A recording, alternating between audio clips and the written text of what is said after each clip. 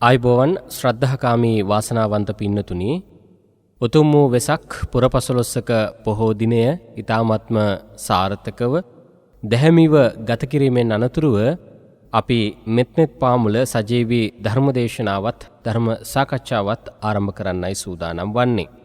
සම්මා සතියෙන් සති සම්පජන්ණයෙන් යෝනිසෝ මනසිකාරයෙන් සතර ඉරියව් යම් කෙනෙකුට පවත්වන්නට පුළුවන් කමක් තිබෙනවා නම් යහපත් මේ වෙසගේ සැබෑ අර්ථය තමන්ගේ ජීවිතයට ළඟා කරගෙන නිවන් මාර්ගයේ ගමන් කරන්නට පුළුවන්.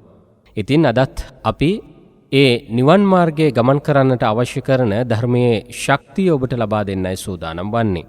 ඒ ශක්තිය ලබා දීම සඳහා නෙතෙෆම් රේඩියෝවට ජාතිය නාලිකාවට අදත් මේ උතුම් වූ මෙත්නෙත් පාමුල ධර්මදේශනාව සඳහා විකාශන දායකත්වය ගෙන කටයුතු කරන්නේ අලව්ව නාරම්මල පාර අංක 337 නිවසේ පදිංචි ඩී.එම්. රොෂානි අනුරාධා දියණිය, රොෂාන් පුතණුවරුන් දෙපළ සහ පවුලේ සියලු දෙනා විසින්. ඒ පවුලේ පින්වන්ත සියලු දෙනාගේ පැතුම් ඉටු වෙන්න කියලා මේ පින්බර වෙසක් සමයේ ප්‍රාර්ථනා කරමින් අපි ධර්මදේශනාව අදත් ආරම්භ කරන්නට මත්තෙන් අපේ හාමුදුරන් වහන්සේට දහත්වට්ටිය පූජා කරමින් ඒ උතුම් කර්තව්‍ය ඉෂ්ට සිද්ධ කරමින් ධර්මදේශනාවට යොමු වෙමු.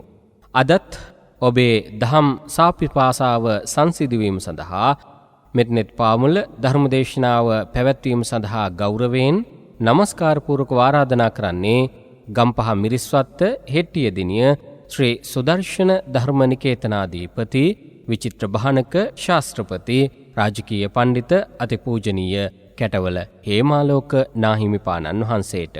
අවසරයි ස්වාමින් වහන්ස. සාදු සාදු සාදු.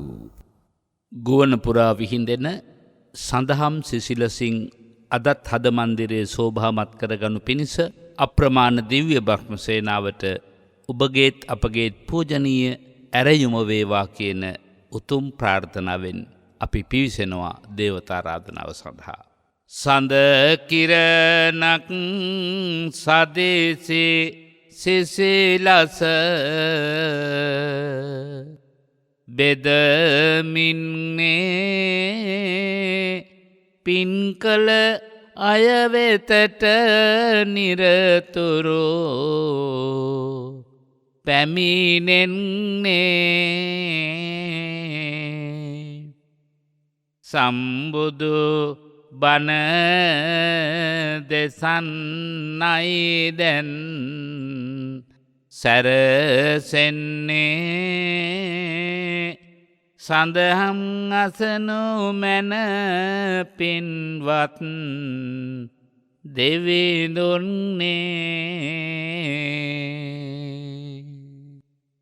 සග්ගේ කාමේච රූපේ ගිරිසිඛර තටේ චාන්තලික්කේ විමානේ දීපේ රට්ටේච ගාමේ තරුවන ගහනේ ගේහවත්තුම්හි කෙත්තේ භුම්මාචායන්තු දේවා ජලතල විසමේ යක්ඛ ගන්ධබ්බනාගා තිට්ඨන්තා සන්තිකේදං මුනිවර වචනං සාධවෝ මේ සුනන්තු. සදහැගුණ පිරුණු හද මඩලින් භාග්‍යවත් අරහත් සම්මා සම්බුදුරජාණන් වහන්සේට අපගේ නමස්කාරය පුද කරන වෙලාව. කරුණා දැන අත් නොහැරම වඩමින්නේ මුළුතුන් ලෝකයට සැනසුම ලැබදුන්නේ ඒ බුදුගුණය මගේ හද තුල දරමින්නේ බුදු සිරේ පතුල් යොග සැදැහෙන් නම දෙන්නේ නමෝ තස්ස භගවතෝ අරහතෝ සම්මා සම්බුද්දස්ස නමෝ තස්ස භගවතෝ අරහතෝ සම්මා සම්බුද්දස්ස නමෝ තස්ස භගවතෝ අරහතෝ සම්මා සම්බුද්දස්ස කුම්භෝපමංකාය මිමං විදිත්වා නගරූපමං චිත්තමිදං තපෙත්වා යෝධේත මාරං පඤ්ඤා උදේන චිතං වරක්ඛේ අනිවේසනෝ සියාති. සසුනට වැඩවඩන සසුනෙන් තම අධ්‍යාත්මයෙහි සංවර්ධනය උදාපත් කරගන්නා ලෝකයට අධ්‍යාත්මික සංවර්ධනය උදාපත් කර ගැනීම වෙනුවෙනුත් බාහිර ජීවන රටාව සම්පාදනය කරගත යුතු ආකාරය පිළිබඳව උපදෙස් දෙවිනොත් මාර්ග උපදේශකයන් වහන්සේලා වශයෙන් කටයුතු කරන සම්බුදු සසුනේ වර්තමාන ජීවය වන උතුම් මහා සංඝරුවනට සුපුරුදු ලෙස අප හැමගේ පරම පූජනීය ගෞරවනීය ආදරණීය ආශිර්වාදය වේවා. ඔබ වහන්සේලාගේ ආශිර්වාදය අප හැමටත් වේවා කියන ප්‍රාර්ථනාවෙන් අපි අවසර ප්‍රාර්ථනා කරගනිමු. පින්වත් ගරු කටයුතු එබඳුම සේවයක නිරත වන මෙහෙණින් වහන්සේ ඔබ වහන්සේලාට මේ සසුන් කෙත සුපෝෂණය කරන්නට අවශ්‍ය නිබඳ ශක්තිය ධෛර්යය උදාපත් වේවායි අපි ප්‍රාර්ථනා කරනවා. ශ්‍රද්ධාකාමී ගුණවත් වාසනාවන්ත පින්නතුනි, අපේ ජීවිත සංකීර්ණව ගෙවි ගියත් දැන් සංක්ෂිප්තව ගෙවාලිය යුතු තැනට සෝබා දහමේ නියෝගයන් විසින් ඔබව අපව පත්කොට තිබෙනවා. කොතරම් අපහසුකම් පැමිණියත් පින්නැති ඔබ හැම දෙනාම ඒ අපහසුකම් විඳදරාගෙන වඩවඩාත් මේ ධර්ම මාර්ගයට සිත් ගත් නතු කරගෙන සිටින බව අපි දන්නවා. වාලුකා කාන්තාරයක යන කෙනෙකුට යම් පැන් පොදක් ඇති තැනකට මඟ පෙන්වීමක් හෝ සිද්ධ කරනවා නම් කෙනෙක් ඒකත් බොහොම පින් සිද්ධ වෙනවා. අද දවසෙත් මේ සංසාරේ නැමැති වාලුකා කාන්තාරයට කෙම්බිමක් සකස් කොට දෙන්නට දායකත්වයේ සපයන දායක පින්නතුල්ලා පිළිබඳව ඒ නිසා අපි ආරම්භයේ ගෞරවයෙන් පූජනීය හැඟුමින් යුක්තව භක්තිමත්ව සිහිපත් කරන්නට කැමැතියි. අද අලව්වේ නාරම්මල පාරේ අංක 337 නිවසේ පදිංචි දියණියක් සහ පුතුණුවරුන් දෙපළක්. ඒ කියන්නේ ඩී.එම්. රොෂානි අනුරාධා දියණිය, ඔහුගේ මොරොහාන් පුතණුවන්, රොෂාන් පුතණුවන් ඇතුළු පවුලේ සම්බුදු පිරිස මව්පිය ආශිර්වාද පුණ්‍යානුමෝදනා අරමුණු රසක් හදගැබෙහි තැන්පත් කරගෙන ඊට සාතිරේකෝ බොහෝ ආරම්මන ධර්මයන් මේ උතුම් පින්කම මත තබාගෙන අපට දායකත්වයේ සපයා තිබෙනවා. ඒ දරුවන්ගේ සකල ප්‍රාර්ථනාවන් ඒකාන්තයෙන් ඉෂ්ට සිද්ධ වේවා. සියලු යහ ප්‍රාර්ථනාවන්ගේ අභිවෘද්ධියම උදාපත් වේවා කියලා අපි ප්‍රාර්ථනා කරමු. වාසනාවන්ත පින්නතුනි, තවමත් අපට වෙසක් සඳේ අසීමිත සිසිලස හිතට දැනෙනවා. හැබැයි වශයෙන්ම මේ වෙසක් මාසයේ සිසිල දැනෙන්නේ වෙසක් ගැන වචනේ අර්ථය අපේ ජීවිතය තුළින් ඉස්මතු කරගන්නට අපි සමත් වුණොත්. ඒ තමයි වෙනසක් ඇතිවුණු පෝදා වෙසක් පෝදා කිව්වට කමක් නැහැ. අවධානයෙන් බෝධිසත්ව චරිතයෙහි ප්‍රාදුර්භූත වීම නැත්නම් බිහිවීම, සම්බුදු පදවියට පත්වීම, එවැගේම මහා පරිනිර්වාණයෙන් පිරිනිවනට පැමිණීම කියන මේ ප්‍රධාන අවස්ථා තුනත් ඒ මැදෙහි අපට හමු වෙන උතුම් වූ ධම්මචක්ක දේශනාවත් කියන මේ උතුම් වූ සිද්ධි දාමය ලෝක සත්වයා වෙත දෙවිවරු, බ්‍රහ්මයෝ, මිනිස්යෝ, නාගසුපර්ණාදීන් සහ සිව්වපාය යම්කිසි චලනයක් වෙනසක් සැබවින්ම ඇති කරන්නට සමත් වුණු සංසිද්ධි බව පින්නැති ඔබ දන්නවා. ඔබටත් මට ඒ අරමුණ පාදක කරගෙන යම් කිසි වෙනසක් ඔබ තුළ මා තුළ ගොඩනගා ගන්නට පුළුවන්කම ලැබුණොත් තමයි අන්න භාග්‍යවතුන් වහන්සේ ප්‍රතිපත්ති පූජාවෙන් පුද කළ ශ්‍රාවක ශ්‍රාවිකාව බවට පත්වෙන්නට පුළුවන්කම ලැබෙන්නේ. ආමිසමය පූජාවත් පින්නති ඔබ පුළුවන් විදිහට සම්පූර්ණ කරන්න ඇති. කවදත් පින්නති ඔබ දන්නවා භාග්‍යවතුන් වහන්සේ අපෙන් අපේක්ෂා කළේ ආමිස පූජාවට වඩා ප්‍රතිපත්ති පූජාවට නැඹුරු වීමයි. ඒ ප්‍රතිපත්ති මාර්ගය තුළ කුමක්ද ඔබේ මා තුළ ඇතිවිය යුතු වෙනස? අපේ ජීවිතයේ මෙතෙක් ගෙවී ගිය කාල පරාසය තුළ ප්‍රශස්ත වශයෙන් තමාගෙත් තමන්ගේ ආශ්‍රිතයන්ගෙත් දෙව් මිනිස් ලෝකයාගෙත් ප්‍රශංසනීය බවට හේතුභූත වන යම් යම් කාරණා පින්නති ඔය හිත් තුළ ගොඩනැගෙන්න ඇති.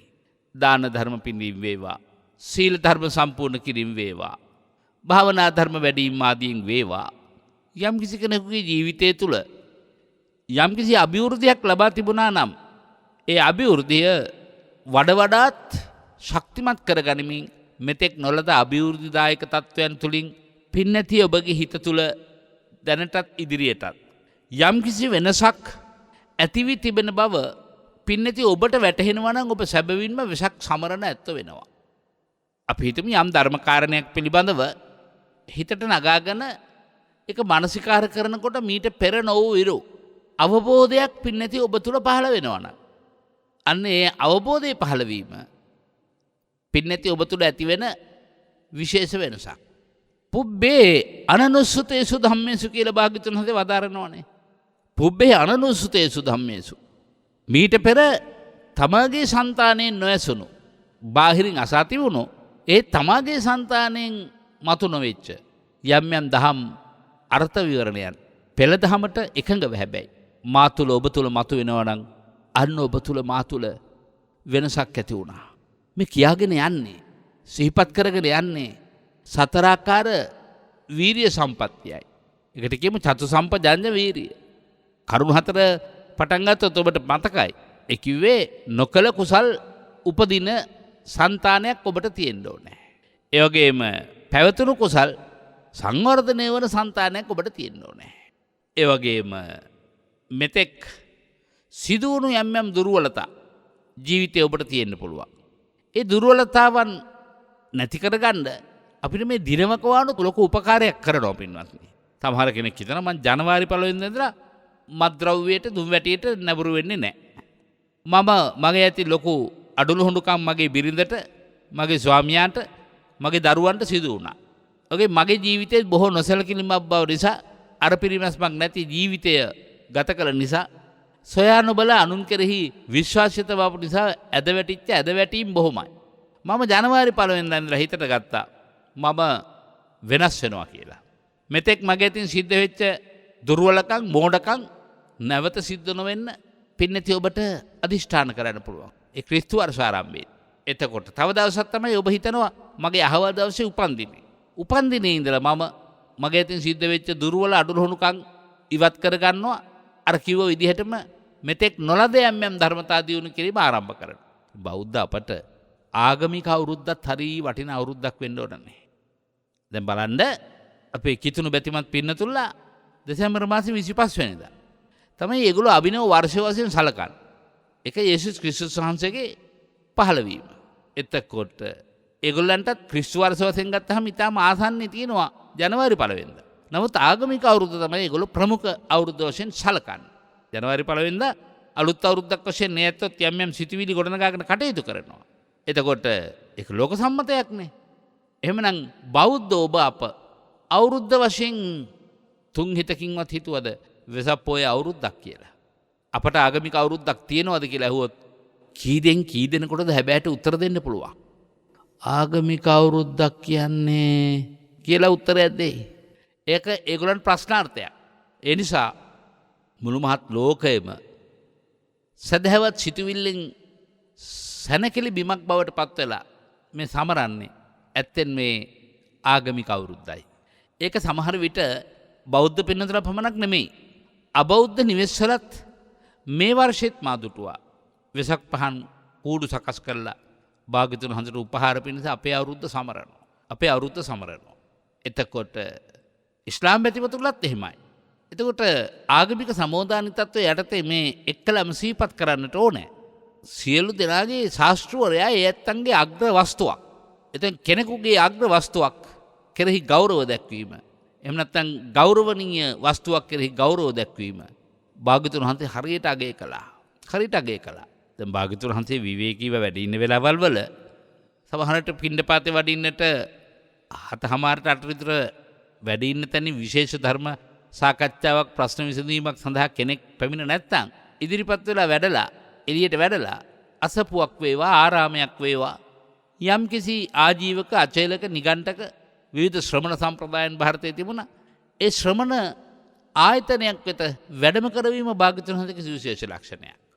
එතකොට සියලු ආගමිකයෝ භාග්‍යවතුන් වහන්සේ බොහෝම ආදරයෙන් පිළි අරගත්තේ. කොච්චර ගෞරව කළාද කියනවනම් සමහර වෙලාවට බොහොම විනය හික්මීම් අඩු ආගම් දහම් තිබුණා. නිතරම කෑකොස්සන් ගහන ආගම් දහම්. භාග්‍යවතුන් වහන්සේ දකින්නකොට මේ ප්‍රධානියෙක් වේවා කවුරු හරි පරිපාලන කටයුතු වල ඉඳලා ඉන්න කෙනෙක් වේවා වහාම පිරිස අමතලා කියනවා මා සද්දමකස්ස සමනෝ බොහෝගෝතමෝ. සද්ද කරන්න එපා.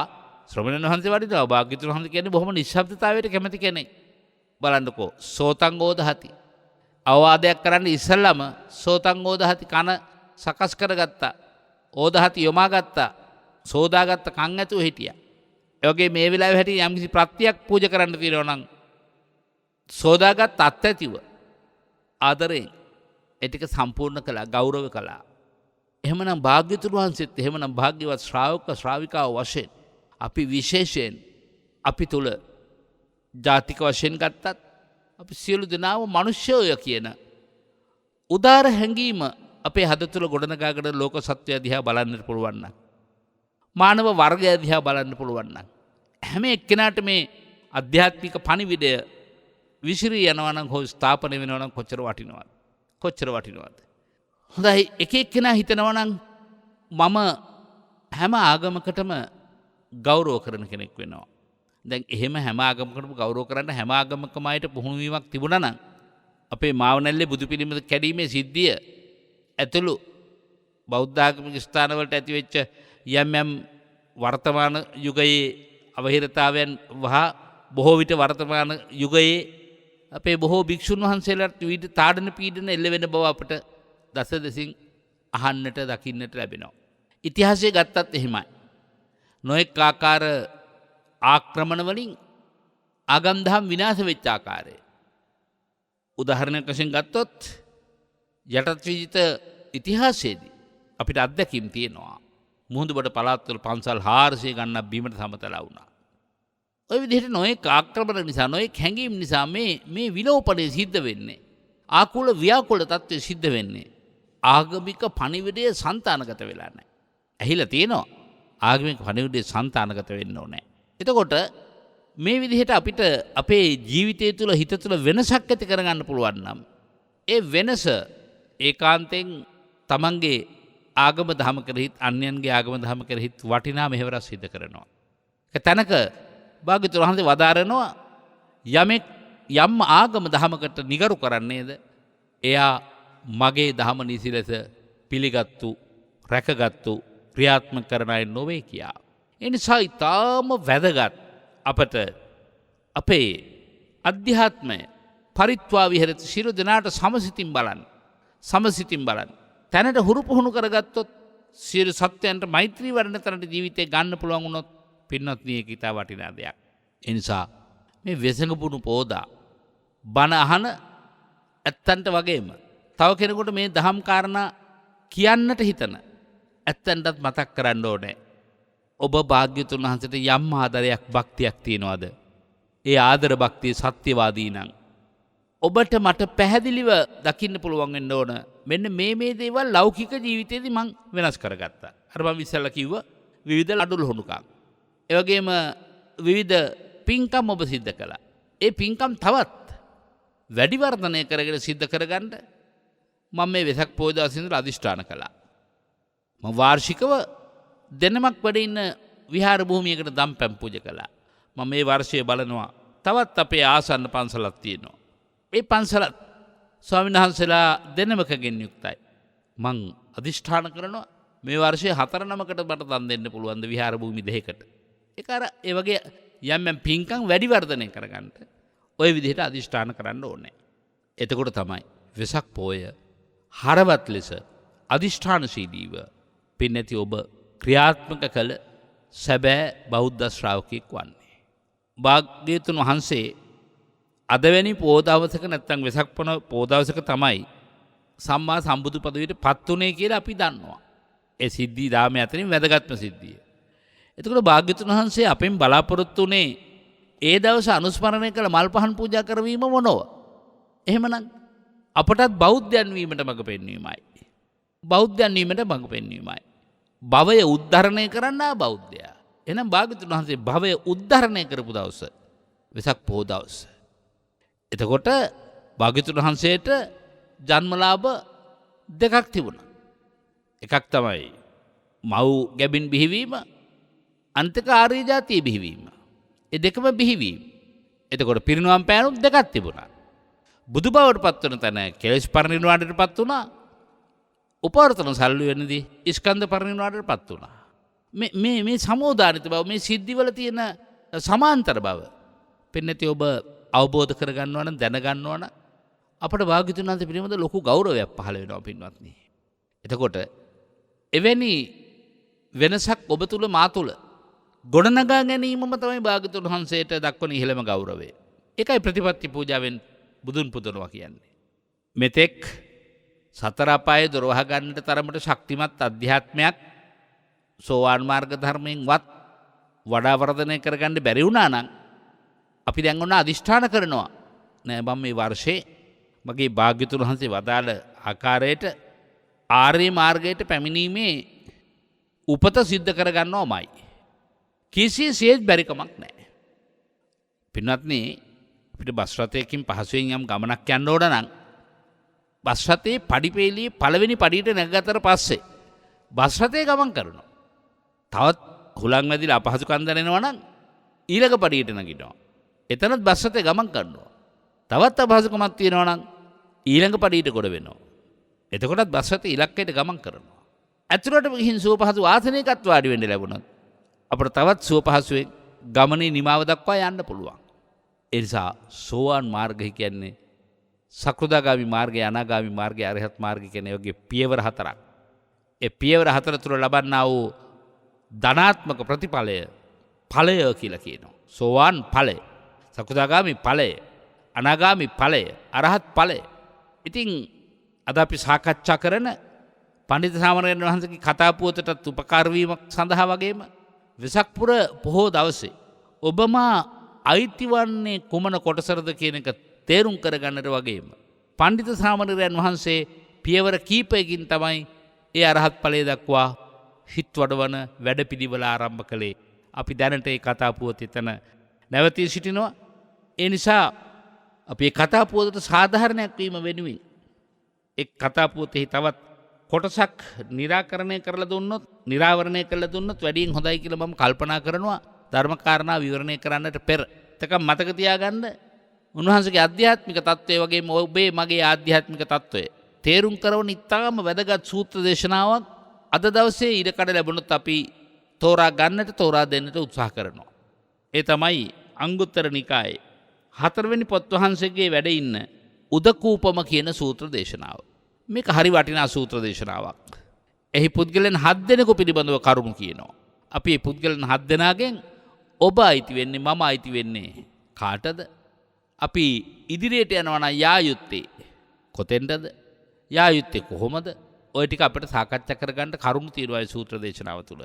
එතෙක් දැන් පින්නත් ඔබට මතකයි පඬිත සාමණේරයන් වහන්සේ පුංචි හාමුදුරුවෝ තමන්ගේ ගුරු පියාණන් වහන්සේට පාත්‍ර සිවුරු ටික බාර දීලා උන්වහන්සේගේ අවසරය ඇතුව උන්වහන්සේගේම කුටියේ දැන් තැන්පත් වෙලා කයෙහි නිසරු බව, ඒ කිව්වේ කායानुපස්සනාව.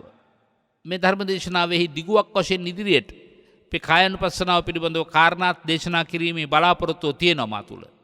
පින්වත්නි, දැන් මේ පුංචි හාමුදුරුවෝ ඒ කයේ නිසරු බව මනමින් මෙනෙහි කරලා භාවනාව ආරම්භ කළා. ඒ භාවනාව ආරම්භ කරනකොටම දැන් පැවිදි වෙලා තව දවස් 7යි මේ 8 වෙනි දවස. දැන් ශක්‍රදේවේන්ද්‍රයාට අපි එදාත් මතක් කළා පාණ්ඩුකම්බල සෛලාසනය උණු වෙන ආකාරයක් දැක්කම ඒ දේවතාව දිවසින් බලනවා. ශක්‍ර දෙවියෝ බලනවා. බැලුවම පේනවා පණ්ඩිත සාමණේරයන් වහන්සේ කෙලෙස් රැහන් සිඳ බිඳගෙන උතුම් අධ්‍යාත්මික ඵලයක් නෙලා ගන්න ප්‍රාර්ථනාවෙන් නිර්වාණ අපේක්ෂිත උත්තම ශ්‍රාවකෙක් වන්නට ආපු ගමන් මගේ ඵල නෙලන්නයි සූදානම්. මම උදව් කරන්න ඕන කියලා හතරවරන් දෙවිවරුන්ටත් කතා කරලා හතරවරන් දෙවිවරුන්ට නියම කරනවා. ඔබතුමන්ලා නැත්නම් ඔබ වහන්සේලා විහාරයේ සමීපයට ගිහිල්ලා ඉන්න සියලුම පක්ෂීන් පළවැහැරලා මුළු ප්‍රදේශයේම රැකවල් දාගෙන ඉන්න ඕනේ. බලන්නකෝ පින්වත්නි, යමක් අවංක හිතින් පිරිසුදු හිතින් දහමට නැමුණු හිතින් ආරම්භ කළාම කවදද වරදින්නේ, කාටද වරදින්නේ? කවුරු හරි පිහිටක් වෙන්නට කෙනෙක් අපේ ජීවිතයට ළඟා වෙනවා. හැබැයි පිරිසුදු හිතින් අදිෂ්ඨාන කරන්න ඕනේ. ආරම්භ කරන වැඩේ අර ගෙන දේ වාසනා කියනවනේ. පිරිසුදු නම් චේතනා, ගෙන දේ වාසනා. එතකොට දැන් මේ පොඩි හාමුදුරන්ගේ චේතනාව පිරිසුදුයි. පුණ්‍ය බල මහිමේ මහත් තේජාන්විත බවක් ගොඩනගන්න පුළුවන්. ඒකට කියන්නේ පින්නත් පුණ්‍ය 이르දිය. පින්නත් ඔබේ ජීවිතේ කරපු සියලු පින්කම් පුණ්‍ය 이르දිමත් භාවයට පත් වෙලා තියෙනවා නම් ඔබට ඔබ අදිෂ්ඨාන කරන ඕනම දෙයක් ඉෂ්ට සිද්ධ කරගන්න අවශ්‍ය ශක්තිය සැලසෙනවා. ඒ නිසානේ පින්නති ඔබ මේ පින් ඇති ස්වාමින්දයන් වහන්සේලාට, පින් ඇති දායක මහත්වරුන්ට නැත්නම් දායිකාවන්ට කියන අනේ අපේ දරුවට අසනීපයි, අපේ දරුවට ආශිර්වාද කරන්න. මොකද ඒ ආශිර්වාදයේ ගොඩ නැගුවාම ඒ ආශිර්වාදේ කරන උත්තමයාගේ පුණ්‍ය 이르දියේ බලානුභවයෙන් අර තමන්ගේ ප්‍රාර්ථනාව ඉෂ්ට කරගන්නට දුක දුරින් අත් මිදෙන්නට පුළුවන්කම ලැබෙන නිසා. දැන් මේ බලන්න පුංචි හාමුදුරුවෝ ආරාධනා කරලා පැමිණියා නෙවෙයි ශක්‍ර දෙවියෝ. පහම්පත්තු කරලා පැමිණියා නෙවෙයි. දේවාලේ වගේ බෙරහඬ ගහලා සීනු නාද කරලා මේ ගෙන්නුවා නෙමෙයි හතරවරන් දෙවියෝ ඇතුළු ශක්‍ර දෙවියෝ. තමන්ගේ කටයුත්ත හරියට කරගෙන ගියා. අනාරාධිතවම ශක්‍ර දෙවියන් ඇතුළු හතරවරන් දෙවිවරු පැමිණියා. ඒ එකම ශක්‍ර දෙවියන්ගේ චන්ද්‍ර දිව්‍ය පුත්‍රයා කියන සඳ මණ්ඩල නවත්ත ගන්න. සූර්යයාට අධිග්‍රහිත අධිපති සූර්ය දිව්‍ය පුත්‍රයාට කියනවා සූර්යයා හිරු මණ්ඩල නවත්ත ගන්න. ශක්‍ර දෙවියන්ගේ තමන්ම ගිහිල්ලා පන්සලේ අගුල් කණුව ළඟ නැත්තම් දොරකොඩ ළඟ කියලා අපි කියමු. රැකවල් ආගෙන ඉන්නවා පොඩි හාමුදුරුවෝ අධ්‍යාත්මික සටන ඉදිරියට ජය ගන්නකම්. පින්වත්නි, අටුවාවේ විස්තර කරන විහාරයේ දිරු කොළයක් වටන හඬක්වත් නැගුණ නැහැ කියලා. ඒ තරමට නිශ්ශබ්ද පරිසරයක්. අර බලන්න අර භාග්‍යතුන් වහන්සේ වදාළනේ භාවනා කරන්න සුදුසු පරිසරය ගැන නේද? දැන් ඔබේ හිතෙත් ගොඩ නැගෙනවා මැවෙනවා ওই පරිසරය. කරඤ්ඤ ගතෝවා. දැන් මේ වනාන්තර ප්‍රදේශකයි මේ ආරාමේ කොහොමද තියෙන්නේ? දැන් රුක්ක මූල ගතෝවා වුණේ නැහැ. රුක්ක මූල ගතෝවා වුනේ නැති පුංචි හාමුදුරුවනේ කාත් කවුරුවත් නැහැ. මහාන වෙලත් තව දවස් 7යි. සාරිපුත්‍රයන් වහන්සේ පිණ්ඩපාතේ වැඩලා. ඒ නිසා පුංචි හාමුදුරන්ට කිව්වා මගේ නිදන ගර්භයට වැඩලා ඔබ වහන්සේ වැඩ ඉන්නකෝ. සාරිපුත්‍රයන් වහන්සේ සිහිපත් කළේ එහෙමයි. ශුන්‍යාගාරගතෝවා. අන්න ඒක තිබුණා. මේ කරුණු තුනම හොයන්න බෑ කෙනෙකුට. ශුන්‍යාගාරගතෝවා ගෙයි කිසිවෙක් නැත්තම් පරිසර නිශ්ශබ්දයිනේ. පරිසර නිශ්ශබ්දයිනේ. දැන් මේ බණහන අපේ අම්මලා තාත්තලා දැන් මේ දවස්වල ඒගොල්ලෝ කියන්නේ අනේ භාවනා කරගන්න වෙලාවක් නැහැ අපේ හැඳුනේ. මොකද ළමයිට මේ පාසල් නැහැනේ. ඉතින් ඒ නිසා ළමයි ඔක්කොම ගෙදර කොච්චරවත් කලබලේ. ඉතින් අපේ ගෙදරත් සද්ද වැඩි. දැන් දූල පුතාලා මුණුපුරු මිනිපිරි ඔක්කොම ඉන්නවනේ. හැබැයි සමහරලාට කියන අපේ හැඳුනේ දැන් නම් හොඳයි. ඇයි අපේ ළමයි ඔක්කොම ඔන්ලයින් නේ අපේ හැඳුනේ. සමහරට පාන්දර මන් නැගිටිනකොටත් ළමයි ඔන්ලයින් කියලා පාඩම් ඉගෙන ගන්නවා ගෙදර ඉඳගෙන. ඒ නිසා නිශ්ශබ්දයි. ඉතින් අපේ හැන්නේ ඔන්ලයින් ඉවරනකොට ළමයි හේපා වෙලා. ඒ නිසා දඟලන සද්ද දැන් නම් බුදුන් ඇඳ ගන්න පුළුවන්. භාවනා කරගන්න පුළුවන් කියලා කියන වෙලාවලුත් තියෙනවා. ඉතින් කොහොම වුණත් පහුගිය කාලේ බණ භාවනා කරගත්තේ ගෙදරින් නැත්තෝ. ඒගොල්ලන්ගේ ජීවිතයේ වයසට යනකොට මේ නිදහස් බව අවශ්‍යයි. මං කියන්නේ කලාවන් අතර හොඳ මොන කලාවද? කලාවන් අතර හොඳ කලාවයි. වෙලාවන් අතර හොඳ මොන වෙලාවද? වෙලාවන් අතර හොඳ මේ වෙලාවයි. ගුලාවන් අතර හොඳ මොන ගුලාවද? දුවලා ගිහින් හැංගෙන්න. ගුලාවන් අතර හොඳ දම් ගුලාවයි. නිමාවන් අතර හොඳ මොන නිමාවද? නිමාවන් අතර හොඳ භව නිමාවයි. බලන්නකෝ ප්‍රශ්න 4ක් තියෙනවා උත්තර 4ක් තියෙනවා. ඉතින් පින්නතිය ඔබේ ජීවිතයේ සන්ධ්‍යා භාගයට එළඹෙනකොට ඔන්න ඔය ප්‍රධාන වටිනා කාරණා ටික හොඳ කාරණා 4 තමන්ගේ ජීවිතේට ලං කරගන්න ඕනේ. අතිශය කාර්යබහුල කරගන්න එපා ජීවිතයේ අවසාන භාගයේ. කළ හැකි දේවල් වගකීම් ඔබ කළා. ඒ වගේම දැන් ඔබ කළ හැකි අයට කළ යුතු දේ බාර දෙන්න. දැන් ඔබ නිදහස් වෙන්න ඕන. මන් නැත්තම් කොහොමද ඉතින් මේවා කරන්නේ කියලා කොච්චරවත් ඒකට තේක හදන තැනටත් ලේලි දුවන්න එපා. බත් එකට ලුණු දාන තැනට වැංජනෙට ලුණු දාන තැනටත් යන්න එපා. දැන් තියෙන්නේ අන්තිම කාලේ මොකද්ද දන්නවද? දෙන දෙයක් කාලා වෙන දෙයක් බලාගෙන ඉන්න එක. ඔයාලන්ට ඕන එක කන්න යන්න හදන්නත් එපා. මේවා කන්න පුළුවන් ද බොලේ කියලා අහන්නත් එපා. මොකද එතන ගැටුමක්. එක වතාවක් ඒ ගැටුම આવත් එහෙම අපේ මෙහෙ උයනේව කන්න බැයි නම් අම්මා ගිහින් මල්ලිලා ගෙදරට යන්න. මල්ලිලා ගෙදරනේ අම්මට ලොකු කියලා වචනයක් කිව්වොත් ආයි ඕනේ නැහැ. මුළු ජීවිතේම ඒතර අපිට පීඩාවයි. ඒ නිසා ලේලියෙක් ගෙදරට ආවනම් බෑනේ ගෙදරට ආවනම් ඒගොල්ලන්ට ඕන හැට ගෙදර වැඩ කරගන්නත් දෙන්න කරුණාකරලා. ඒගොල්ලන්ට ඕන හැට පුඩු සෙට් එක තිවිච්චාවේ. ඒගොල්ලන්ට ඕන තැනක තියාගත්තාවේ. කාමරේ ඇඳ ඒගොල්ලන්ට ඕන පැත්තට හරව ගත්තාවේ. නැගෙනහිරට ඔළුව දැම්මත් එකයි බස්නාහිරට ඔළුව දැම්මත් එකයි. මොකද මම මේ කියන්නේ මට එක එක්කෙනා නොයේක ආකාර කාරණා කියන නිසා. අපේ හඳුනේ අපේ ගෙදර දැන් බොහෝ භෝග සම්පත් වල පරිහානියක් තියෙනවා. ඒ වගේම අපේ අවුරුදු 91ක 100 හිටියා. ඒ 100 මලා. මොකද අපේ අයියාගේ නෝනා බස්නාහිර පැත්තට ඔළුව දාන්නේ. ඔයා බස්නාහිර පැත්තට ඔළුව දාපු හින්දා නෙමෙයි 100 මලේ අවුරුදු 91ක් හින්දා. ඉතින් ඔය වගේ නොයේක් මතිමතාන්තර එක්ක නැති පටලවිලි හදා ගන්නවා. වෙන දෙයක් බලාගෙන ඉමු. ජීවිතේ බොහොම සරලව බොහොම ජීවිතේ පහසුවෙන් සැහැල්ලුවෙන් ඔය වගකීම් වලින් හිත ඔළුව නිදහස් කරගෙන ජීවත් වුණොත් අපට පුදුම සැනසෙල්ලකින් ජීවත් වෙන්න පුළුවන්. දැන් ඔන්න පුංචි හාමුදුරුවෝ ශුන්‍යාගාරයක ඒ ශුන්‍යාගාරය ගැන කියන්න ගිහලා මම මේ අතුරු ටික කතා කළේ. මොකද දැන් මේ කාලේ අරඤ්‍යගත වෙන්න විදියක් නැහැ. පැවිදි අපට වුණත් පුළුවන්කම තිබුණත් ඕනකම තිබුණත්. ඇයි? රුක්ක මූලගතවත් නැහනේ. තේරම ගස් කපලානේ. අරඤ්‍යගතවත් නැහැ රුක්ක මූලගතවත් නැහැ. එහෙනම් පහසුම දේ තමයි ශුන්‍යාගාර. ගෙදර හිස් වෙන වෙලාව බලා ඉඳලා වැඩේ කරගන්නේ. මුළු ගෙදරම හිස් වෙන්නේ නැත්නම් පුංචි කුටියක හරි දොරාගුළු වහගෙන. ඔබට පුළුවන් නම් ඔබේ කටයුත්ත කරන්න. ඒක ජීවිතේ දිනු මුළු ලෝකෙම දිනාගත්තා වගේ පින්වත්නි. අපි අපේ ජීවිත වෙන් කරන්න හදන්නේ මුළු ලෝකෙම ජයග්‍රහණය කරගන්නනේ. ගමේ කාටත් වඩා ඉහළින් සල්ලිකාරයෙක් වෙන්න. රටේ කාටත් වඩා ඉහළින් සැප සම්පත් විඳින කෙනෙක් වෙන්න. ලෝකේ මහ ධනවතුන් 10 දෙනා අතරින් එක්කෙනෙක් වෙන්න. ඔයතර දක්වා යනකම් පොඩි තැනින් පටන් ගත්තාම හැම වෙලාවෙම හිතේ තියෙන තරංගයක්. කාගේ හරි වාහනයක් දැක්කොත් මගේ වාහනේ හොඳ නැහැ අරයාගේ වාහනේට පරද්දන්න එකක් මං ගන්න ඕන. ගියක් හැදුවත් එහෙමයි. අනුකුත් දේවල් එහෙමයි. මේවා මානසික රෝග. මේ මානසික රෝගේ හරි භයානකයි. මේ මානසික රෝගය නිසාම තියෙන තැන තෘප්තිමත් වෙන්නේ නැහැ. ලැබෙන දෙයින් තෘප්තිමත් වෙන්නේ නැහැ. ඒක හදා ගන්න ඕනේ. දැන් එතකොට මේ ශුන්‍යාගාරය තුල බාහිර වශයෙන් විතරක් නෙවෙයි ශුන්‍යාගාරයක් හදා ගන්න ඕන. හිතත් ශුන්‍යාගාරයක් කරගන්න ඕනේ. යෝගේම භාවනා යෝගින්ට තවත් උපදේශයක් දෙන්න. අරඤ්‍යගතෝවා වනාන්තරයට යන්න බැරි වුණාට විකල්පයක් තියෙනවා. එතකොට මේ බණපදේ දැන් වරංගුණක්ද කියලා අහන්න පුළුවන් කෙනෙක්. අරඤ්‍යගතෝවා කියන්නේ හිත කැලයක් කරගන්න. හිත කැලයක් කරගන්න. කැලයක ගමන් කරන එක්කෙනා බොහෝම පරිස්සමෙන් යන්න ඕන. අලි වගබලසුන් ඉන්නවා. දරුණු සර්පයෝ ඉන්නවා. යෝගේම හාවෝ සමනල්ලු වෙන්නේ අහිංසකම සතුනොත් ඉන්නවා. එහෙමනම් හොඳට මතක තියාගන්න. අපේ సంతානය තුලත් දරුණු විස සපුන් ඉන්නවා. අර දරුණු මිනිසුන්ගේ සියෝ ළඟම විසය කියනවනේ.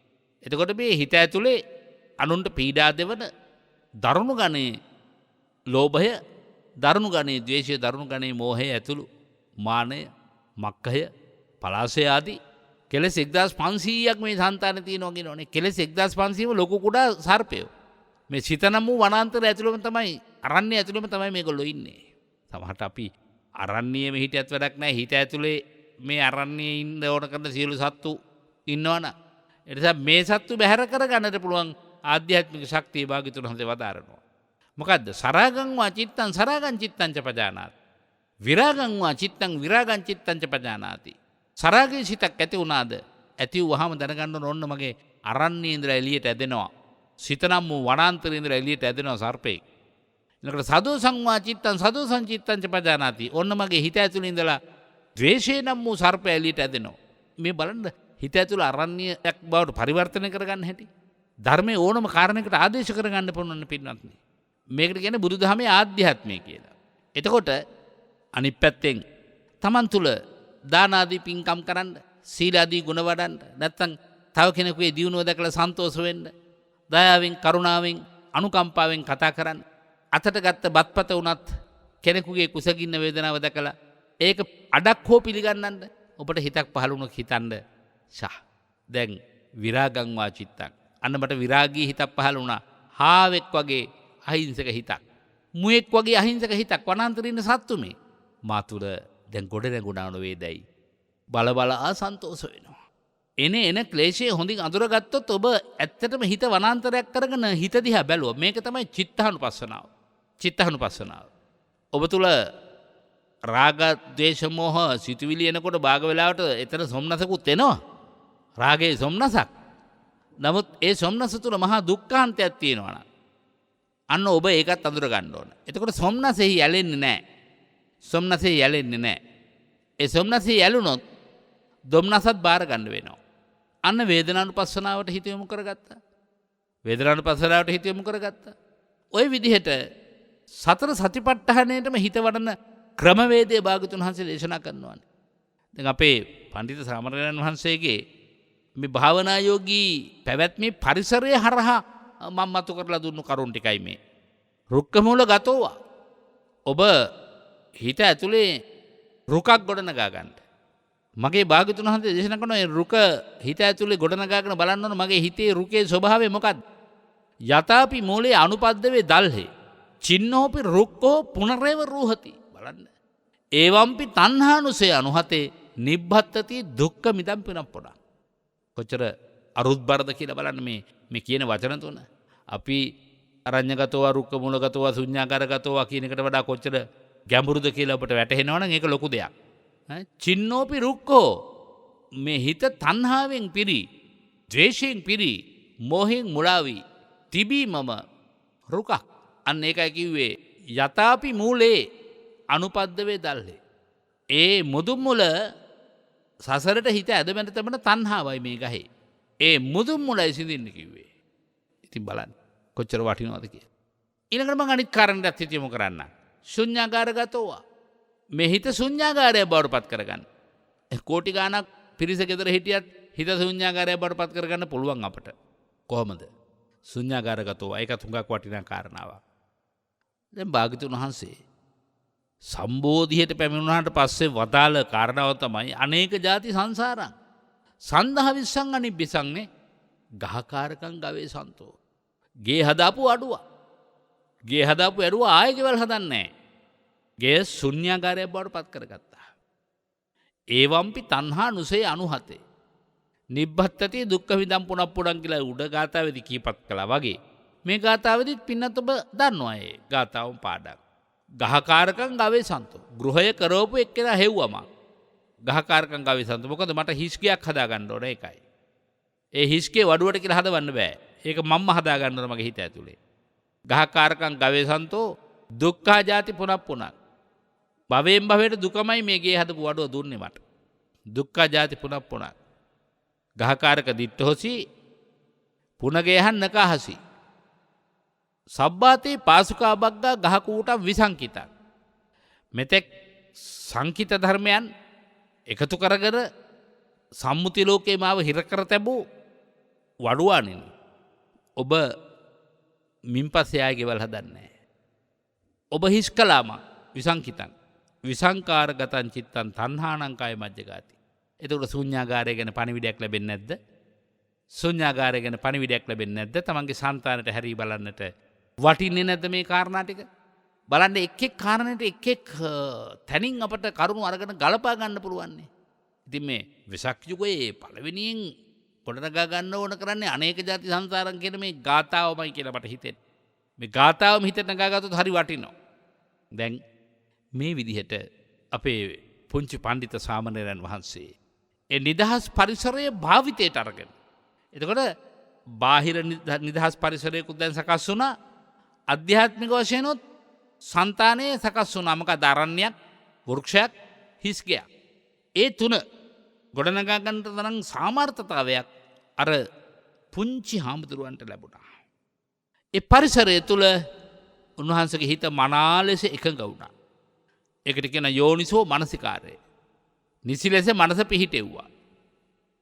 සති සම්පජඤ්ඤය සිහියෙන් හා අවබෝධයෙන් දැන් තමන්ගේ කය දෙස මනවින් බලන්නට පුළුවන්කම ලැබුණා. අන්න අර මා කිව්ව බස් රථයේ තුන්වෙනි පඩිපෙළියට දැන් නැග්ගා. මොකද්ද? අනාගාමී උත්තමයෙකු බවට පත් වුණා. උන්වහන්සේ ත්‍රිවිධ ඵලයන්ට පැමුණුණා. දැන් සාරිපුත්තයන් වහන්සේ ඔය අතර දැන් පින්නපාතේ වඩිනවා. දැන් මේ තෙරුන් වහන්සේ එහෙම නැත්නම් සාරිපුත්තයන් වහන්සේ සාමණේරයන් වහන්සේට ප්‍රමාණවත් භෝජන අහවල් වෙලාවේදී ලබන්න පුළුවන් කියලා හිතාගෙන Tamanට සැලකිලි දක්වන එක් උපස්ථායක ගෙදරකට වැඩියා. ඒකත් මං හිතනවා ඩිංගක් අතිරේක කාරණාවකට සම්බන්ධ කරලා විග්‍රහ වුණොත් හොඳයි. පින්නතුනි සෑම ගෙදරක්ම සමහරට පන්සලට දැඩි කැපවීමක් කරන්නේ නැති ගෙවලුත් තියෙනවා. හරීම ලෙන්ගතු ගෙවලුත් තියෙනවා. මේ ලෙන්ගතු බව සහිත ගෙවල් කෙරෙහි ලොකු නැමියාවක් ඇතුව. හැබැයි ලෙන්ගතු වුණු තරමටම බෑ. භික්ෂුවගේ ගෞරවය රකින්න ඕනේ. මම ඒක කියන්නයි මම මේ ලෙන්ගතු බව ගැන කතා කරන්නේ. තමන්ගේ උපන් ගෙදර වුණත්, තමන්ගේ සහෝදර සහෝදරියෝ වුණත් හොඳට මතක තියාගන්න ඕන අපේ පුංචි හාමුදුරුවරු තා සමහරවට වැඩිහිටි හාමුදුරුවරුත් එහෙමයි.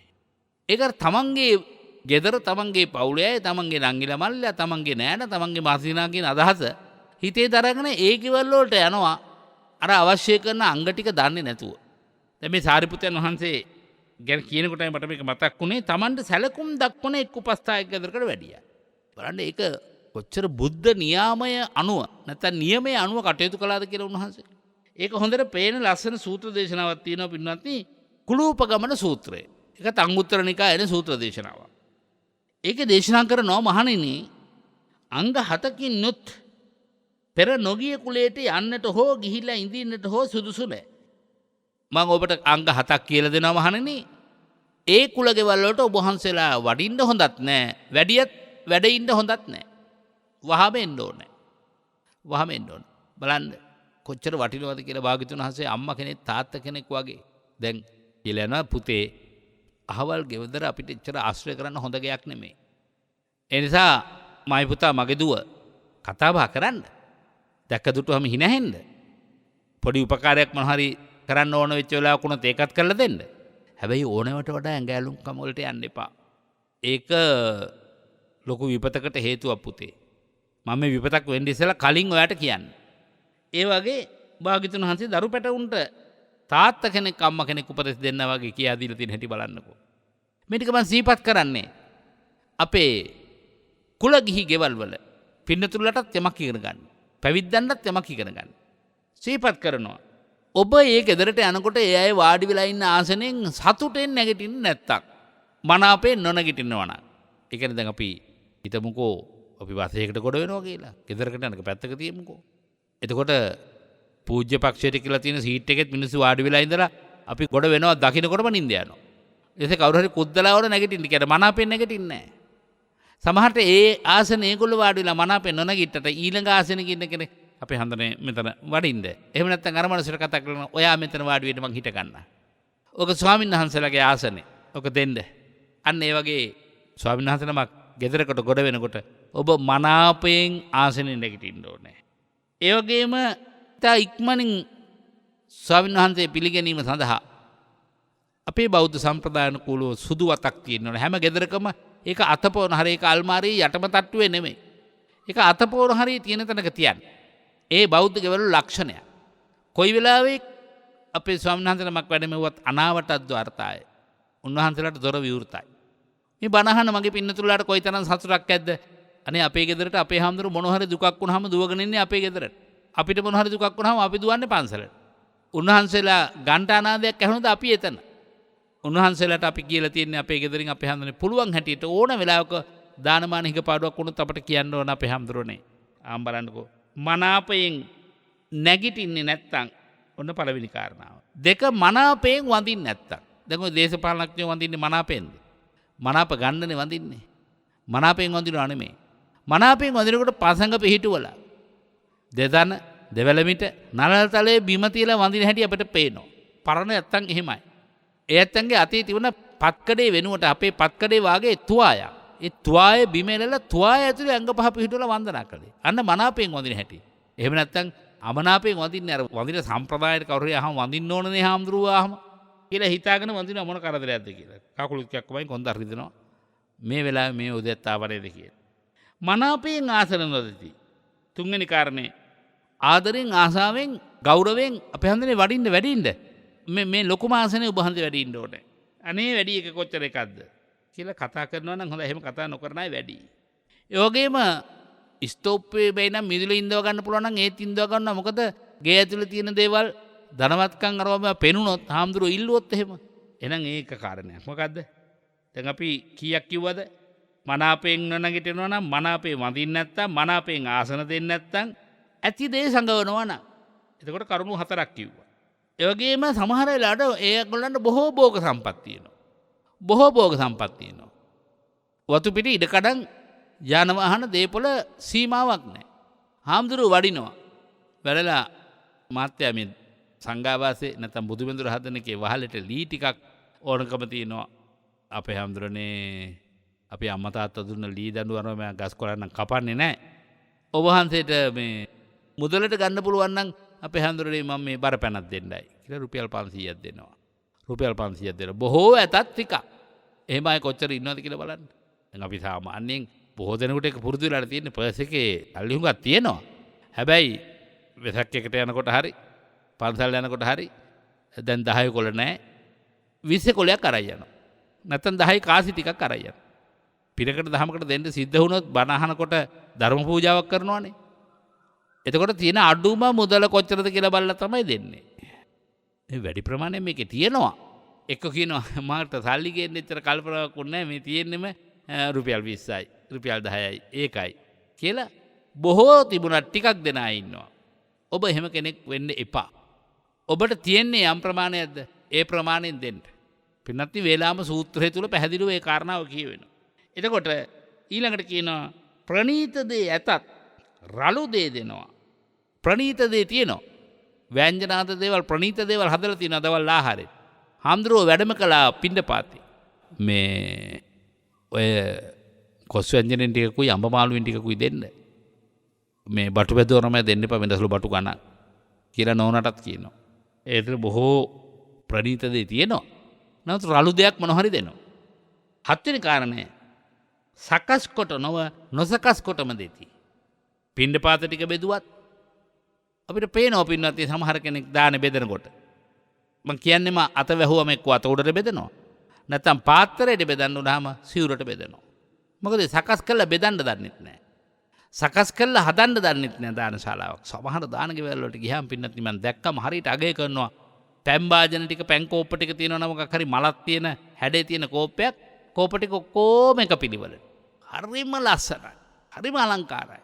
හරිම අලංකාරයි. ආසනෙන් ආසනෙට මල් බඳුන් තියලා. කොච්චර වටිනවද? අන්න සකස් කළා දන් දෙන අය. අඩු ගානේ අරමුණු ටික ලියන කොලේ තියෙනවනේ. ඒ කොලෙත් සමහරට ටයිප් කරලා මුද්‍රණය කරලා. එහෙම නැත්නම් අති ලියලා මුතු කැට වාගේ අකුරු. හරි ලස්සනයි.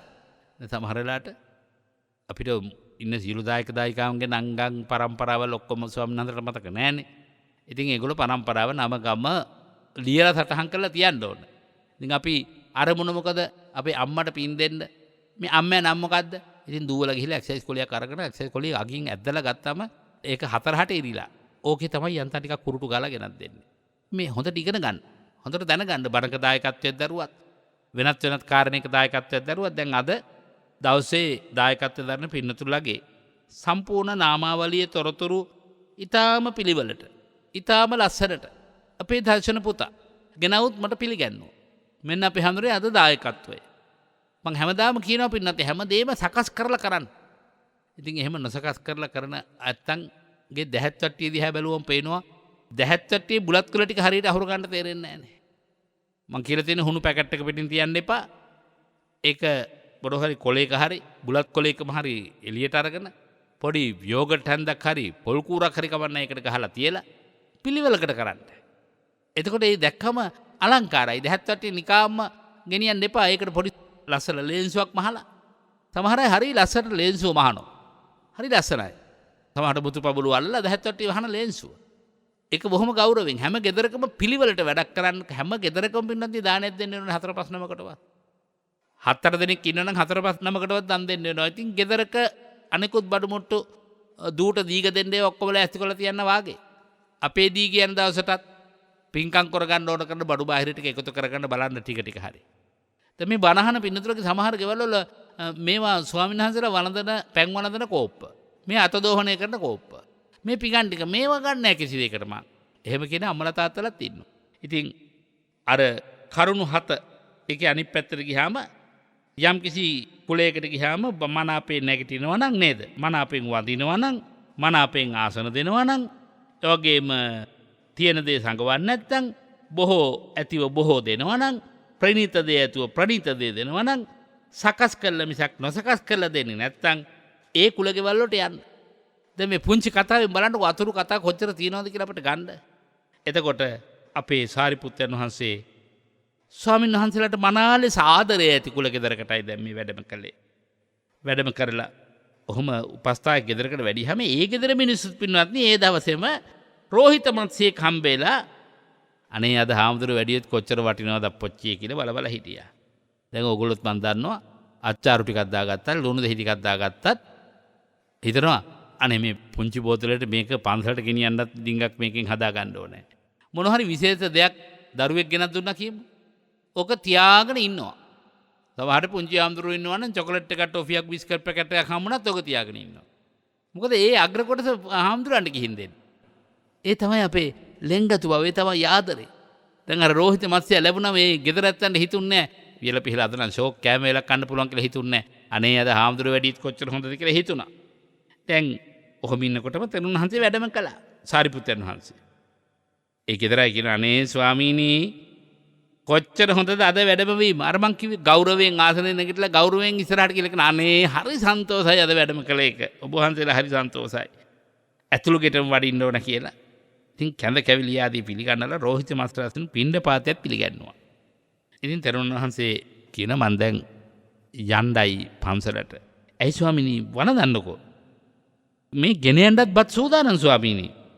ඊට පස්සේ ඒ තෙරුන් වහන්සේ කල්පනා කරනවා කමක් නැහැ. මම දැන් දානේ වළඳනවා මෙහෙම. දානේ වළඳලා රෝහිත මත්ස්‍ය රසබොජුනෙන් මගේ පොඩි හාමුදුරන්ට අරගෙන යනවා. මම මීට පෙර දවසකත් ඒකන විවරණයක් කළා. ඉතින් දැන් දානේ වළඳලා දාන ටිකත් අරගෙන සාමණේරයන් වහන්සේට දැන් බඩගිනි ඇති කියලා වහ වහ සාරිපුත්‍රයන් වහන්සේ වඩිනවා. ඉතින් වැඩියට පස්සේ සිද්ධ වෙච්ච ටික කියන්න වෙන්නේ ඊළඟ සතියේ තමයි. ඔබට මට නොදැනුවත්වම හැමදාම මේ පැයක කාලය ගෙවි යනවා. ඉතින් ඒකෙත් අනිත්‍යතාවයේ ස්වභාවයෙන් පින්නත් යමක් කරනකොට අපට ගොඩක් වැඩකේදීලා ඉන්නකොට දැනෙනවා කාලය මෙච්චර ඉක්මනින් ගෙවුනද කියලා. වැඩක් නැති වෙන්නකොට හිතනවා අයියෝ කාලෙ ගෙවෙන්නේ නැහැ. බුදුහාරෝ කියනවනේ නේද දීඝාජා කරතෝ රත්ති දීඝං සන්තස්ස යෝජනං දීඝෝ බාලානං සංසාරෝ සද්ධම්මං අවිජානතං. ධර්මයෙන් දන්නායක සංසාරෙත් එහෙමයි. ඉතින් අද දවසේ මේ දහම් සඳැල්ල තුල මේ මොහොත දක්වා සැනහෙන්නට අපට අවකාශ සලසා දෙමින් දායකත්වයෙන් සම්බන්ධ වෙච්ච දරුවන් පිළිබඳව මා සිහිපත් කළා. අලව්වේ නාරම්මල පාරේ අංක 337 නිවසේ පදිංචි ඩී.එම්. රොෂානි අනුරාධා දියණිය රොහාන් පුතා රොෂාන් පුතා කියන මේ තුම්පල ඇතුළු පවුලේ සම්බුදු පිරිසයි අද ධර්ම දේශනාවේ දායකත්වයෙන් දරන්නේ. එම සදහවත් දරුවන් බලාපොරොත්තු වෙනවා තම නිවසේ පදිංචිව සිටි ඩී.එම්. පියදාස සදාදරණීය පියාණන් මිය පරලොව ගිහිල්ලා 2021 මයි මාසේ 30 වෙනිදා අද දවසේ වසර 9ක් පූර්ණ වීම නිමිති කරගෙන පින් අනුමෝදන් කරන්න නිවන් සුව පතන. හරියට ඉරිදා දිනේකුත් යෙදුණා. පින්කමට දායකත්වය ලබා ගන්න එකත් ලේසි නෑ. ඒ අවස්ථාවත් සැලසුණා. ඒ පියා සුව ඇති තැනක වාසය කරනවා ඇත කියන කාරණාවට පෙර නිමිත්තක් ඒ. ඒ වගේම පහුගිය 27 වෙනි දින අභාවයට පත් වුණු ඩී.එම්. පේමා ජිනදාස නන්දනයටත් මීට වසර 8කට පෙර මියගේ ඩී.එම්.ආර්. ජිනදාස ආදරණීය සීයා තාත්තටත් වසර 4කට පෙර මියගේ ඩබ්ලිව්. මාර්තම්මා ආදරණීය ආච්චි අම්මා ඇතුළු මව්පිය දෙපාර්ශ්වයේ මේ පරලොවගේ සියලු ඥාතීන්ට පින් අනුමෝදන් කිරීම නිවන් සුව පැතීම ආදරණීය දූ දරුවනි ඔබේ ප්‍රාර්ථනාවයි. එසේම සිද්ධ වේවා. ඒ මියගේ ඥාතීන් තමන්ගේ ආත්මෙත් සිද්ධව කරගත් පින් කඳක් ලෙසම පින් අනුමෝදන්ව සුඛී සුවපත් භාවයටම පැමිණෙත්වා කියන ප්‍රාර්ථනාවෙන් අපි පින් දෙමු. ඒ වගේම මටත් අධිෂ්ඨාන කළ තියෙනවා දේශකයන් වහන්සේ හැටියට ප්‍රාර්ථනා කරන පරිද්දෙන් චතුරාර්ය සත්‍ය ධර්මය අවබෝධ වේවා කියලා ප්‍රාර්ථනා කරලා තියෙනවා. ඒ වගේ සුජීවත්ව සිටින සියාලතා ගුණරත්න ආදරණීය මෑණියන් වහන්සේ ඇතුළු පවුලේ සියලු ඥාතීන්ට ආශිර්වාද කරමින් ධර්ම ශ්‍රවණය කළ ලක්වැසිලෝ වැසි හැමත සෙත්පතමින් උදව් උපකාර කරන සියලු දෙනාටම නිදුක් නිරෝගී සුව චිරජීවනයේ හා උතුම් ධර්ම අවබෝධය ලැබේවා කියා ප්‍රාර්ථනා කරනවා. ඒ ප්‍රාර්ථනා එලෙසින්ම ඉෂ්ට සිද්ධ වේවා. නිවනින් නිවෙන්නටම ඔබට මට දෙවියන් සහිත ලෝකයාට මේ පින හේතු උපකාර වේවා කියා ප්‍රාර්ථනා කරමින් දෙවියන්ට පින් දෙමු. ආකාසට්ටා ච බුම්මට්ටා දේවා නාග මහිද්దికා පුඤ්ඤන්තං අනුමෝදිත්වා චිරං රක්칸තු සම්මා සම්බුද්ධ ශාසනං චිරං රක්칸තු සම්මා සද්ධම්ම දේශනං චිරං රක්칸තු සම්මා සම්බුද්ධ ශාවකන්ති. ඔබ හැමට සම්මා සම්බුදු සරණ පිහිට ලැබේවා. සාදු සාදු සාදු. අදිෂ්ඨානයේ බලාපොරොත්තුව හිතේ තියාගෙන රෝහිත මත්ස්‍ය ව්‍යංජනය කොයි ආකාරයෙන්ද ලබාගන්නේ? ඒ ලැබෙනවා කියන දැඩි අදිෂ්ඨානයෙන් යුක්තව පඬිතු පොඩි හාමුදුරන් වහන්සේ තමන් වහන්සේගේ ඒ ගමන ආරම්භ කරන්නට යෙදුණා. පඬිත සාමණේරයන් වහන්සේට රෝහිත මත්ස්‍ය ව්‍යංජනය ලැබීමෙන් අනතුරුව කොයි ආකාරයෙන්ද සතුටට පත්වන්නේ සහ ඒ බලාපොරොත්තුවේ අදිෂ්ඨානය කොයි ආකාරයෙන්ද ඉටුවනේ, ඒ ගැන ඔබට ඊළඟ සතියේ මෙත්නෙත් පාමුල ධර්මදේශනාවෙන් කරුණු දැනගන්නට පුළුවන්. ඒ හින්දා අද අපි විශේෂයෙන්ම ඔබට මතක් කරන්නේ ඔබත් යම්කිසි ආකාරයක බලාපොරොත්තුවක් ඉටු කරගන්න හිතේ තියාගෙන ඉන්නවා නම් ඒ වෙනුවෙන් දැඩි අදිෂ්ඨානයක් එක්කාසු කරන්න, කැපවීමක් කරන්න, ඔබ තුළ පවතින ගුණාංග වර්ධනය කරගන්න. එතකොට ඔබේ බලාපොරොත්තු ඉටු කරගන්නට පුළුවන් කමක් තිබෙනවා. ඉතින් මේ බලාපොරොත්තු ඉටු කරගන්න ගමනේදී ඔබේ එකම බලාපොරොත්තුව තමයි අපි දන්නවා ජාතික නාලිකාව හැටියට නිවන් ගමන සාක්ෂාත් කර ගැනීම.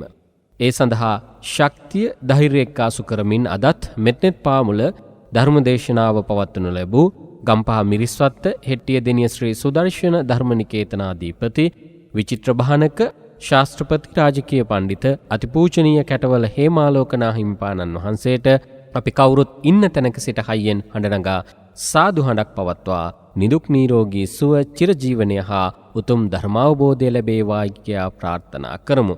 කෙටි විරාමයක් ලබා ගන්නයි සූදානම. ඉන් අනතුරුව නැවත මුණ ගැසෙන්නේ ඉරිදා මෙත්නෙත් පාමුල සජීවී ධර්ම සාකච්ඡාව සමගින්.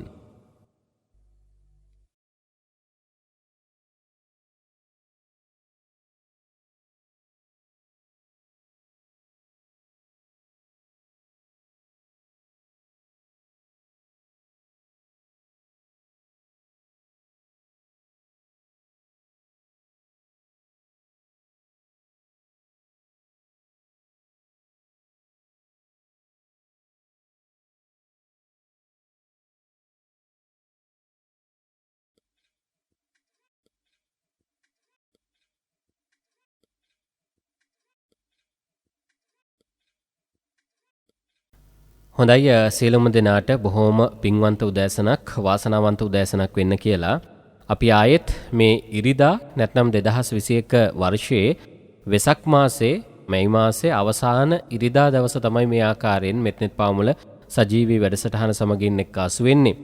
ඉතින් බොහෝ දෙනෙක් හිතන්නට ඇති 2020 වර්ෂයේ අපි 2021 අවුරුද්දේ වෙසක් පොය වෙනුවෙන් මෙන්න මේ වගේ දේවල් කරනවා කියලා දැඩි අදිෂ්ඨානයක් හිතේ තියාගෙන ඉන්නට ඇති.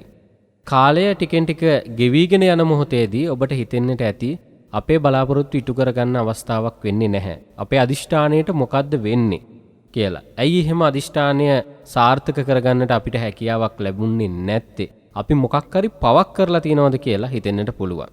ඉතින් මේ ආදී වශයෙන් ගත්තහම ඔබේ ජීවිතයට මේ හැම දෙයකටම ධර්මය තුල පිළිතුරු තියෙනවා. ඒ ධර්මය තුල පිළිතුරු ලබා දීමේ අවස්ථාව තමයි අපි මේ උදා කරගන්න සූදානම් වෙන්නේ.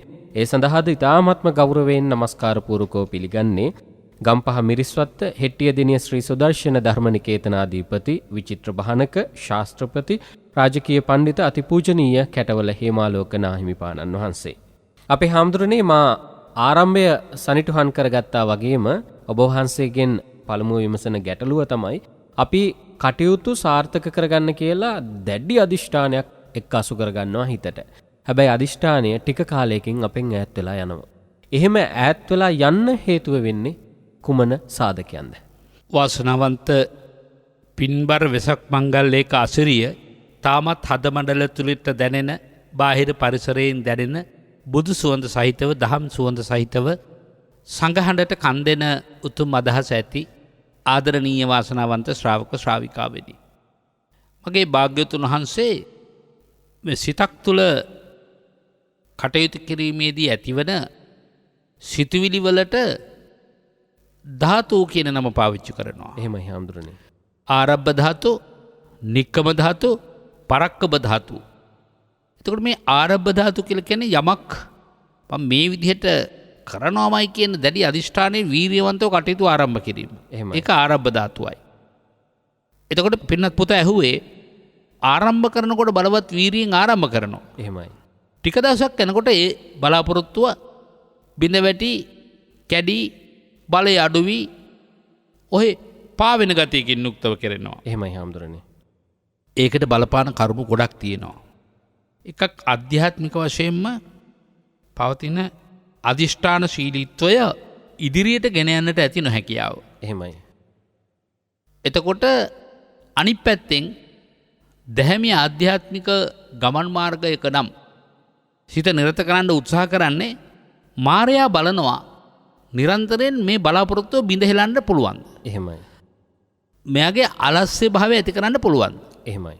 එතකොට හීන් සීරුවට නොදැනීම මාරාවේශය ඇති කිරීම නිසා අර ගොඩනගන බලාපොරොත්තුව බිඳ වැටී ගන්නට පුළුවන්. එහෙමයි.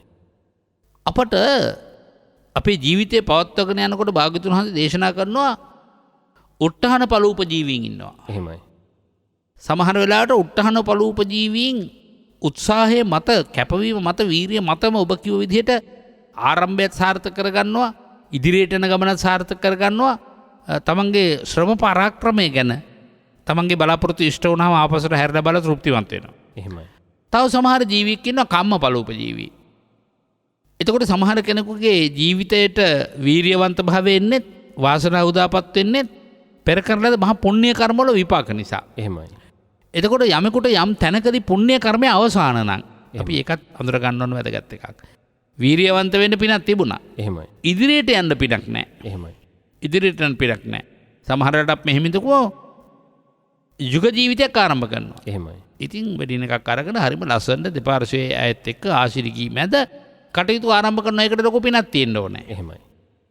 නමුත් ඒ ජීවිතේ ටිකක් කල් යනකොට ඇද වැටෙනවා නම් බිඳ වැටෙනවා නම් අනර පින ගෙවිලා යම්කිසි පාප කර්මයක් ඉස්මතු වෙනවා. එහෙමයි. එතකොට දෙන්නදරගේ විවාහ ජීවිතේ එක්කෙනෙකුගේ පාප කර්මයක් තිබ්බත් ඇති. එහෙමයි. අනිත් එක්කනාගෙත් මනස බිඳිලා එහෙමයි.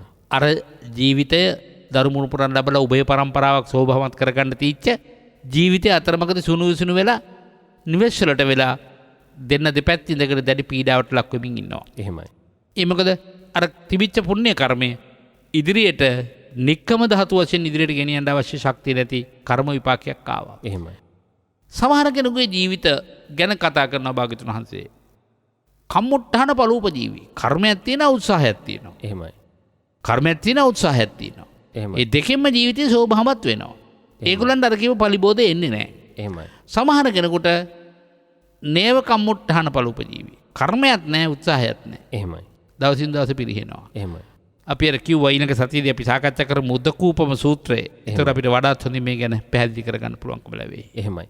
අපේ හැමදෙරනේ එතකොට මම ඔතන විමසන්න කියලා හිටියා. දැන් ඔබ වහන්සේ ඔය කරුණු පැහැදිලි කරගෙන යනකොටම දැන් අපි දන්නවා මේ ජීවිතයේ අපි ගොඩක් වෙලාවට කටයුතු කරගෙන යනවා සාර්ථකව. හරි. අපි මෙතන තමයි මේ අවුරුද්දේ මේ ඉලක්කය සම්පූර්ණ කරගන්නවා, මේ අවුරුද්දේ මේ ඉලක්කය සම්පූර්ණ කරගන්නවා කියලා බොහෝ විට පෞල් ජීවිතයකට එක්කාසු වෙනවා. දෙදෙනෙක් එකම මාර්ගයේ ගමන් කරන්න කියලා හිතාගෙන යුග ජීවිතයට පිවිසෙනවා.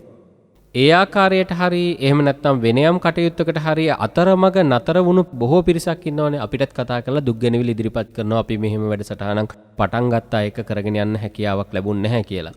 සමහර විට දැන් ඔබ වහන්සේ ඔය පැහැදිලි කරපු ආකාරයට අපේ හාමුදුරු වෙන්නේ මේක තමයි අපිට මනුෂ්‍යාත්ම භාවයක් ලබලා හොඳ නරක මැනවින් තේරුම් ගන්න පුළුවන් කාල සීමාවක්. එතකොට ඊළඟ ආත්මයක් පිළිබඳව අපි ගොඩක් වෙලාවට කතා බහ කරනවා. මේ ආත්මේ සාර්ථක වුණ නැත්නම් මම කොයි ආකාරයෙන් හරි පින්දහම් කරලා මේ වගේ දේවල් නොවේවායි කියලා ප්‍රාර්ථනා කරනවා කියලා. අපි හිතමු හාමුදුරනේ කෙනෙක් මේ ජීවිතේ අසාර්ථක වුණා මේ මොහොතේදී. හැබැයි ඊළඟ මොහොතේ සිට ඔහු සාර්ථකත්වයේ කොයි ආකාරයෙන්ද ළඟා කරගන්න ධර්මයට අනුව ජීවිතය සකස් කරගත යුත්තේ. ඊටම වැදගත් කාරණාවක්. උට්ටහන පළූපජීවියෙකුට වුණත් කර්මයේ ශක්තිමත් කරගත්තොත් එහෙමයි. එයාට පෙර කරන ලද පුණ්‍ය කර්මයක් ඇතත් නැතත් එයා උත්සාහයෙන් යම් තැනකට කටයුතු ආරම්භ කරලා ව්‍යාපාරයක් ආරම්භ කරනවා කියලා අපි හිතමු. එහෙමයි. ඒ ව්‍යාපාරයට ආගමික ආශිර්වාදය ලබන්න ඕනේ. එහෙමයි. කොයි ආගමක උනත් කාර්යයක් නැහැ. එහෙමයි. ආගමික ආශිර්වාද කුළුණුබර මෛත්‍රී සහගත හදවතින් කරන ආශිර්වාදය බොහොම වටිනවා. එහෙමයි. එතකොට යුග ජීවිතයක් ආරම්භ කරනවා නම් ඒක ආගමික පසුබිමක් යටතේ ආශිර්වාද ශක්තිය ප්‍රබල තැනකින් ලබාගෙන එහෙමයි. ඒ විවාහ ජීවිතය ඉදිරියට පවත්වාගෙන යන්න ඕනේ. එතකොට අපිට බයක් නැහැ. ගමන යන්න ඕන කරන මෙවලන් ටික තියෙනවා. එහෙමයි. දැන් උත්සාහය තිබුණයි කියලා කර්මය බලරහිත වෙන්නේ නැහැ. එහෙමයි. පුණ්‍ය කර්මය තිබුණයි කියලා උත්සාහය බලරහිත වෙන්නෙත් නැහැ. එහෙමයි. මේ දෙක සමානුපාතිකව ඉදිරියට ක්‍රියාත්මක කරන්න පුළුවන්. ආගමික වශයෙන් දෙන්න තියෙන හොඳම දේ තමයි ඒක. ඊළඟට ඒ පුණ්‍ය කර්ම බලවත් වෙනකොට මායයට ඉඩක් නැතුව යනවා. එහෙමයි. අතරමැද පලිබෝධ උදා කරන්න. ඒක තවත් එක්තරා ප්‍රයෝජනයක්. තව පුළුවන් නම් අපිට හිතෙනවා නම් මාර බන්ධන මාර බලවේග මේ ගමනේදී මට එන්න පුළුවන් කියලා. මා කියා දීලා තියෙනවා මීට පෙරත්. පංච මාරේ ජිතෝ නාතෝ. මගේ භාගතුන් වහන්සේ පංච මාරයන් ස්කන්ධ මාර, මාර මාර, මෘතු මාර, දේවපුත්ත මාර ආදී වශයෙන් උගන්වන පංච මාරයන්ම බෝධින් වහන්සේලාගදී පරාජයට පත් කළා. දසමහර සේනාවන් පරාජයට පත් කළා. පංච මාරේ ජිතෝ නාතෝ පත්තෝ සම්බෝධි මුත්තමන් ඒ භාග්‍යතුන් වහන්සේ මේ ගෙවුණු පසළොස්වක පොහෝ දින වැනි වටිනා පොහෝ දිනයක සම්මා සම්බෝධියට පත් වුණා. එහෙමයි. පත්තෝ සම්බෝධි මුත්තමන් චතු සත්‍යම් ප්‍රකාශේසී චතුරාර්ය සත්‍ය ප්‍රකාශ කළා. එහෙමයි. හදවතින් ප්‍රකාශනය වුණා. එහෙමයි. චතු සත්‍යම් ප්‍රකාශී මහා වීරයන් නම් මගේ මහා වීරයන් වහන්සේට මම වන්දනා කරනවා. ඒතේන සත්‍යවද්‍යේන සබ්බේ මාරා පලායන්තු. අඩු ගානේ ඔබට මේ ගාථාව පාඩම් නැත්තම් ඉතිපිසෝ ගාථාව හැමෝටම පාඩම්. එහෙමයි. ඉතිපිසෝ භගවරහං සම්මා සම්බුද්ධෝ කියලා ගාථාව කියලා. ඒතේන සත්‍යවද්‍යේන සබ්බේ මාරා පලායන්තු. එහෙමයි. මේ සත්‍ය අනුභවයෙන් සියලු මාරයන් පරාජයට පත් වේවා. එහෙමයි. දැන් මේ වෙලාවේ වසංගත රෝගය නම් වූ මාරය ඇවිල්ලා. එහෙමයි. ඒ වසංගත රෝගයෙන් අත් මිදීමට තියෙන එක ක්‍රමයක් තමයි මෘතු මාර අපිව මරණයට පත් නොවි ජීවිතය ආරක්ෂා කරගන්න තියෙන එක ක්‍රමවේදයක් තමයි ධර්මයේ වන්දනත් ඒ විදිහට කියන්නේ තියෙන සත්‍යවද්‍යය. එහෙමයි. සංඝරත්නයේ වන්දනත් එහෙම කියන්නේ තියෙන සත්‍යවද්‍යයට සබ්බේ මාරා පලායන්තු. එහෙමයි. ඒතකොට සියලු මාරයන් පලා යමින් පින්නති ඔබට ජීවිත අර්ථය සාධනය කරලා දෙනවට කිසිම සැකයක් නැහැ. එහෙමයි.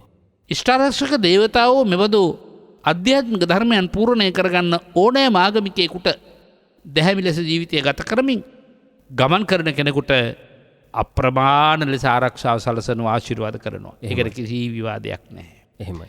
ඒක තමයි සත්‍ය ජීවිතේ.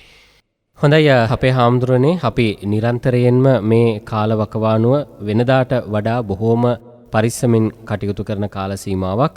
ඒ නිසා වෙසක් පුර පසළොස්වක පෝය දිනේ වගේම ඊට පසුදින නැත්නම් 26 27 කියන දෙදින ඔබ බොහෝම ආමිස ප්‍රතිපත්ති පූජාවන් වලට මුල් තැනක් දීලා කටයුතු කරන වග අපි හොඳින්ම දන්නවා. නැතිෆම් රේඩියෝවද ඒ වෙනුවෙන් විවිධ වැඩසටහන් ක්‍රියාත්මක කරා.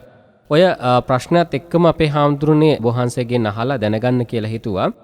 කෙනෙකුට හරි නැත්නම් පුජ්‍යලයකට හරි සත්වයකට හරි Tamanගේ ගමනක් සාර්ථක කරගන්න අභ්‍යන්තර පරිසරය වගේම බාහිර පරිසරය කියන මේ සාධක දෙකම යහපත් වෙන්නට ඕනේ. අධ්‍යාත්මික දියුණුව උදෙසා නේද? එහෙමයි.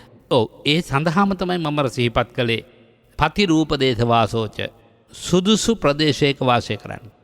ඉතින් අදහස් කරන්නේ බාහිර සුදුසු ප්‍රදේශය විතරක්ම නෙමෙයි හැබැයි. එහෙමයි. ආධ්‍යාත්මික පරිසරය. එහෙමයි. මා කිව්වා අපි අධ්‍යාත්මය ආදේශ කළ පෙන්වු ආරණ්‍යගතව රුක මුණගතව ශුන්‍යාකාරගතව. හිත තුල ආරණ්‍යයක් ගොඩනගා ගන්න. හිත තුල වෘක්ෂයක් ගොඩනගා ගන්න. හිත තුල ශුන්‍යාකාරයක් ගොඩනගා ගන්න. එසේ ගොඩනගා ගැනීම ආධ්‍යාත්මික පරිසරය පතිරූප දේශ වාසයයි. ඒ ටික ගොඩනගා ගන්න බැරි වුණත් පුබ්බේචගත පුඤ්ඤතාව හේවත් පෙර කරන ලද පින් ඇති බව එතෙන්ට සම්බන්ධ වෙලා පුණ්‍ය විපාක වාර තුලින් අවශ්‍ය ශක්තිය උත්පාදනය වීම බල රහිත වෙනවා. එහෙමයි. අත්ථ සම්මා පණිදිජ තමන්ගේ ප්‍රාර්ථනාව මනාලෙස ඉෂ්ට කරගන්නට පුළුවන්කම ලැබෙන්නේ ඒ සාධක තුන එකට එක්ක වුණා. එහෙමයි. ඒ නිසා බාහිර පරිසරයේ සාධකත් වැදගත්. නමුත් මං කව කාලෙන් කාලයට සමහර අවස්ථාවල බාහිර පරිසරය අපට අධ්‍යාත්මික සංවර්ධන විශේෂීලා බාධා කරන්න පුළුවන්. එහෙමයි. දැන් උදාහරණයක් වශයෙන් ගත්තොත් අපි හිතමු අද නගරාශ්‍රිත මහා නගර මැදේ වාහන ශබ්ද, නලා ශබ්ද, තව මිනිස්සු වෙලහෙන දාම් කරන ශබ්ද, නොඑක ආකාර ශබ්ද මැද අද භාවනා මධ්‍යස්ථාන තියෙනවා. එහෙමයි. ඒ භාවනා මධ්‍යස්ථානවල කෝ අරඤ්‍යගත රුක්ක මූලගත ශුන්‍යාකාරගත බව. එහෙමයි. එතන ඒ ටික ලබා ගන්න අමාරුයි. එහෙමයි. නමුත් ඒක නුසුදුසු තැනක් නෙමෙයි භාවනාවට. එහෙමයි. ඒ ස්ථානේ සුදුසු තැනක්. එහෙමයි. හැබැයි එතන හදා ගන්නවා අධ්‍යාත්මය. එහෙමයි. එතකොට බාහිර සාධක හොයන්න ගියාම පුතා නොඑක ආකාර පලිබෝධ බාධා ඇත්තටම එන්න පුළුවන්. එහෙමයි. දැන් අපි එක තැනක් අතාරලා සුදුසු තැනක් හොයාගෙන යනවා කියමුකෝ. දැන් එක ගමක ඉන්න බැරුව මිනිස්සුත් එක්ක රණ්ඩු සරුවල්ලා ඒ ගමේ මිනිස්සු හොඳ නැහැ කියලා අපි තව ගමකට යනවා. එහෙමයි. ඒ ගමේ මිනිස්සුත් එහෙම වෙනවා කාලයකට පස්සේ. ඒ ගම අතාරලා තව තැනකට යනවා. භාග්‍යතුන් වහන්සේ එක තැනක අහනවනේ සිද්ධිය ඔය විදිහටම. එහෙමයි.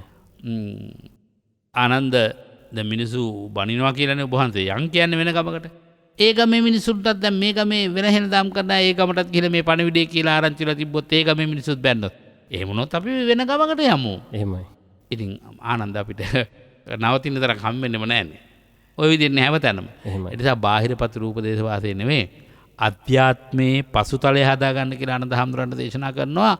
ඕනම දෙයකට ඔරොත්තු දීමේ හැකියාව ලබන්න. තැන් අතහැර දුවන එක නෙමෙයි තියෙන්නේ. එහෙමයි. හිත හදාගන්න නැතුව කොයි තැනට ගියත් දැන් අපි කොහොමද කියන්නේ ගමේ ගොඩේ කතාවට කැලේ මාරු කළාට කොටියගේ පුල්ලි මාරු වෙලා නැත්තම්. එහෙමයි. ඉතින් හැමතැනම කොටියම තමයි. ඒක එකපාරට ඉස්මතු වෙන්නේ නැහැ. එහෙමයි. කාලයක් යනවා. එහෙමයි. ඒ නිසා අපි පොඩ්ඩ නැත්තම් අපි අර කිව්වාගේ හොස්සාකින් මැස්ස යන්න බෑ. තනින් තැනට දුවනවා. එහෙමයි.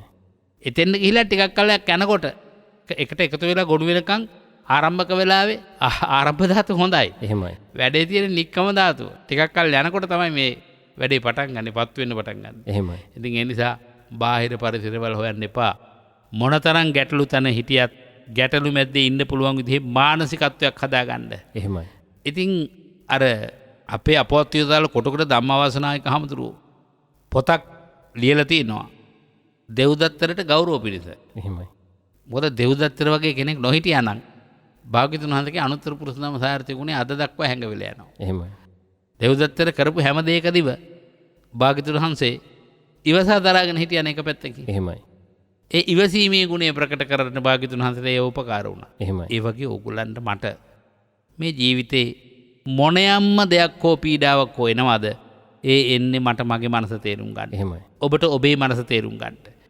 එතනින් පැනලා දුවන එක නෙවෙයි කරන්න ඕන. එහෙමයි. එතන ඉඳගෙන මනස සකස් කරගන්න පුළුවන්ද කියන එක උප්පරිම වශයෙන් දකින්න එක. ගැටලු ඉවර වෙන්නේ නැහැ. එහෙමයි. ගැටලු එහෙමම ගලාගෙන යනවා. මනස සකස් කරලා තියෙනවා. එහෙමයි. මනස සකස් කරලා තියෙනවා. දැන් අපි වාහනයක ගමන් කරනකොට වාහනේ දෙපැත්තේ තියෙන දේවල් වේගයෙන් ගලාගෙන යනවා. එහෙමයි. අපි වාහනෙන් බැහැලා ඉන්නකොට තව වාහනේ ගමන් කරනවා නම් අපිට ගමන් කරන වාහනේ දිහා එක තැනක නැවතිලා බලා ඉන්න පුළුවන්. එහෙමයි. අපි එක තැනක නැවතිලා බලමු ජීවිතේ. එහෙමයි. එක තැන නැවතිලා බලමු ජීවිතේ. ඒක හරිම සුන්දර ජීවිතයක්. ධර්මයේ හදවතේ පදිංචි කරගත්ත එක්කෙනාට අත්දැකීම් කොයි දේවල් ආවත් සැපදායක අත්දැකීම් ආවත් එයා ඕනට ඕන ඇලෙන්නේ නැහැ. එහෙමයි. එයා දන්නා මේ සැපදායක අත්දැකීම් ළඟ උඩ පැනපු මිනිසුන්ට අන්තිමට මොකද වුනේ? එහෙමයි. එයාට ඒවා සිහි වෙනවා. බුද්ධ කාලේ සිද්ධි සිහි වෙනවා. වර්තමාන ලෝකයේ සිද්ධි සිහි වෙනවා. එහෙමයි. ඊළඟට නරක වැඩ කරපු ඇත්තන්ට අද හිට නෙමෙයි මේක විපාක දෙන්නේ. එහෙමයි. කොයියම්ම වෙලාවක හරි විපාකය ස්ථිරයි. එහෙමයි. විපාකයේ ස්ථිර භාගතුන් වහන්සේ දේශනා කරන දුගතියම අපේක්ෂා කළ යුතුයි. එහෙමයි. අන්න කාටද කියන්නේ? බාලපඬිත සූත්‍රයේදී උගන්වනවා බාලයා දුච්චින්තිත චින්තිච හෝති. නරක දේම හිතනවා. එහෙමයි. දුක්ඛත කම්මකාරී. අනුන්ට පීඩාගෙන දේම කරනවා. එහෙමයි. ඒ වගේම දුක්ඛත භාසී. දුක් වෙන දේම කතා කරනවා. එහෙමයි. එහෙව් එකේ එයා දුගතිය බලාපොරොත්තු විය යුතුයි. එයා දුගතිය බලාපොරොත්තු විය යුතුයි. ඔබ මොන පින්කම් කළත් ඕවා කර මතක තියාගන්න. ඔබේ හිත හොඳ නැත්නම්, ඔබේ කට හොඳ නැත්නම්, ඔබේ ක්‍රියාකාරකම් අනුන්ට පීඩාකාරී නම් ඔබ දුගතිය අපේක්ෂාවෙන් සිටිය යුතුයි. එහෙමයි. ඔබට ඉස්සල විපාක දෙන්න වැඩි ප්‍රවණතාවයක් තියෙන්නේ. අර ධාතු කැටේ උඩ දැම්මම වැඩියෙන් ප්‍රවණතාවය තියෙන යම් කිසි සංඛ්‍යාවකට කියලා පිළිගන්නවා නම් අන්න ඒ වගේ තමයි ඔබට ලැබෙන්නේ දුගතියයි. ඒ දුගතිය ඔබ අපේක්ෂාවෙන් සිටිය යුතුයි. දුගතියට බැන බැන ඉඳලා හෝ දුගතිය දෙන්න උපකාර වෙච්ච පීඩාවට ඇති කරන්න උපකාර වෙච්ච එහෙම නැත්නම් අපි හිතමු ඔබ කාට හරි බැන්න උදාහරණයක් වශයෙන්. එතකොට ඔබට කවුරු හරි බැන්න කියලා අපි හිතමු. බැනපු එක්කෙනා ගැන ගැටලුවක් නැහැ. එහෙමයි. ඔබටයි ඒකේ ගැටලුව තියෙන්නේ. ඔබයි ඒකෙන් චිත්ත පීඩා ඇති කරන ඔබ පෙරලා ආරයට ආපහු වාග් ප්‍රහාර එල්ල කරනවා. එහෙමයි. එතකොට ඒ වාග් ප්‍රහාර එල්ල කරපු එක්කෙනා දෙන්නම දුගතිය බලාපොරොත්තු විය යුතුයි. එහෙමයි. එක්කෙනෙකුට දුගතියෙන් වහන් වෙන්න පුළුවන්. අර අතර ඇති වෙච්ච පීඩාවෙන් හිත දරාගෙන කමක් නැහැ. කමක් නැහැ. ඔබ කිව්ව දේ ඔබටම වේවා. ඔබ කිව්ව දේ ඔබටම වේවා. මොකද උදාහරණය? භාග්‍යතුන් වහන්සේ අක්කෝස භාරද්වාජ බමුණ ගෙදරට වඩිනවා ආරාධනා කළා. එහෙමයි. බැනගෙන යනවා. එතකොට මොකද භාග්‍යතුන් වහන්සේ අහන්නේ? ඉවරද? ඇයි මොකද? ඉවරයි තමයි. ඇයි? මේ දැන් ඔබේ ගෙදරට කවුරු හරි ආරාධනා කරලා આવොතින් ඒ ආරාධනා කරන එක්කෙනා මේ පස්සේ ආවේ නැත්තම් එතකොට එයා වෙනින් කැම බීම ආදී දේවල් ඇස්ති කරලා තිබ්බොත් මොකද කරන්නේ? ඉතින් එයා ආවේ නැත්තම් මක් කරන්නද? අපි කරනවා මිසක්. එහෙමයි. එහෙමද? එහෙනම් තෝම කාපිය. මට එපා. මම බාර ගන්න ඒවා. අනේ ඔයාලගේ හිතට පුළුවන්ද කියලා බලන්න.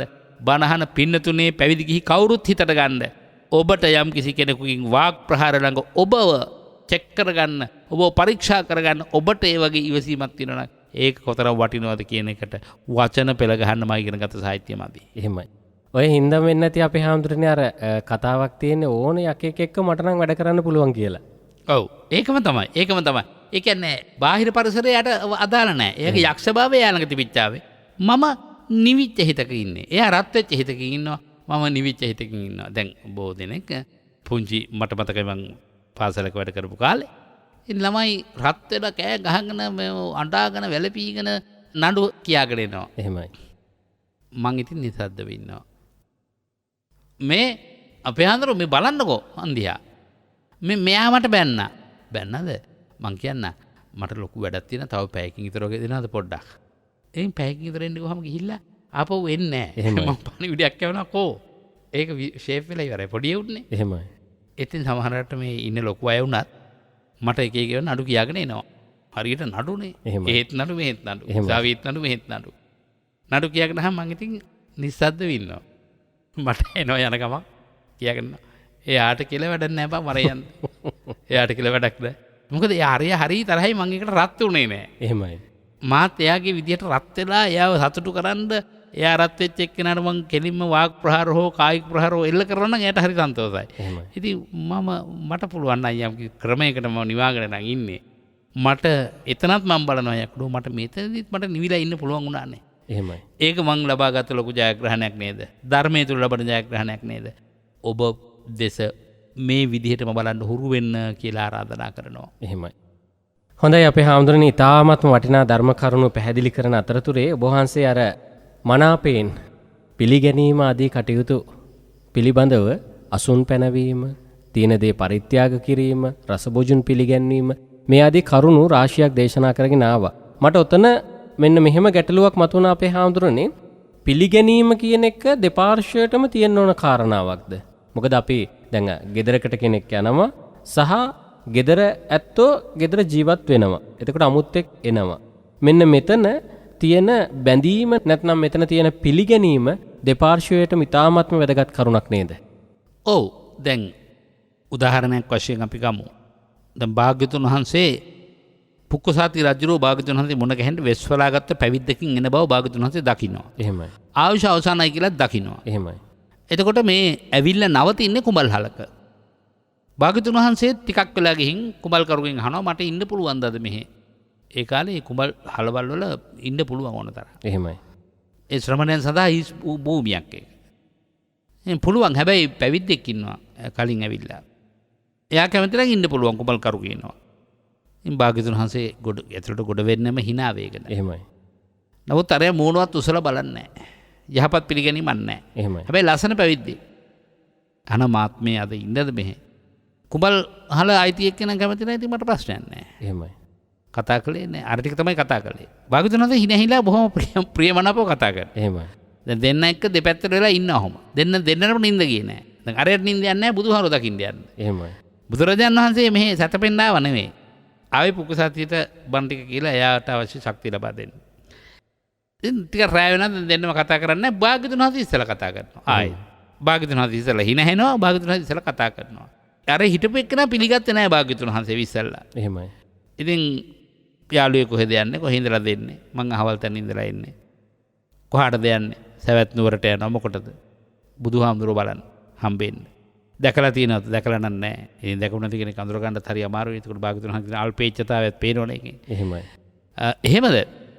අපි ටිකක් ඕන මට ධර්මයේ පිළිබඳ කරුණු අපි දන්න කියන කරුණක් කතා බහ කරන්න පුළුවන් කැමති නැහැ. අනේ කොච්චර එකද කතා කරන්නකෝ කියලා ආසනයක් එහෙම පනවලා දීලා අන්න භාග්‍යවතුන් වහන්සේ පිළිගත්තා.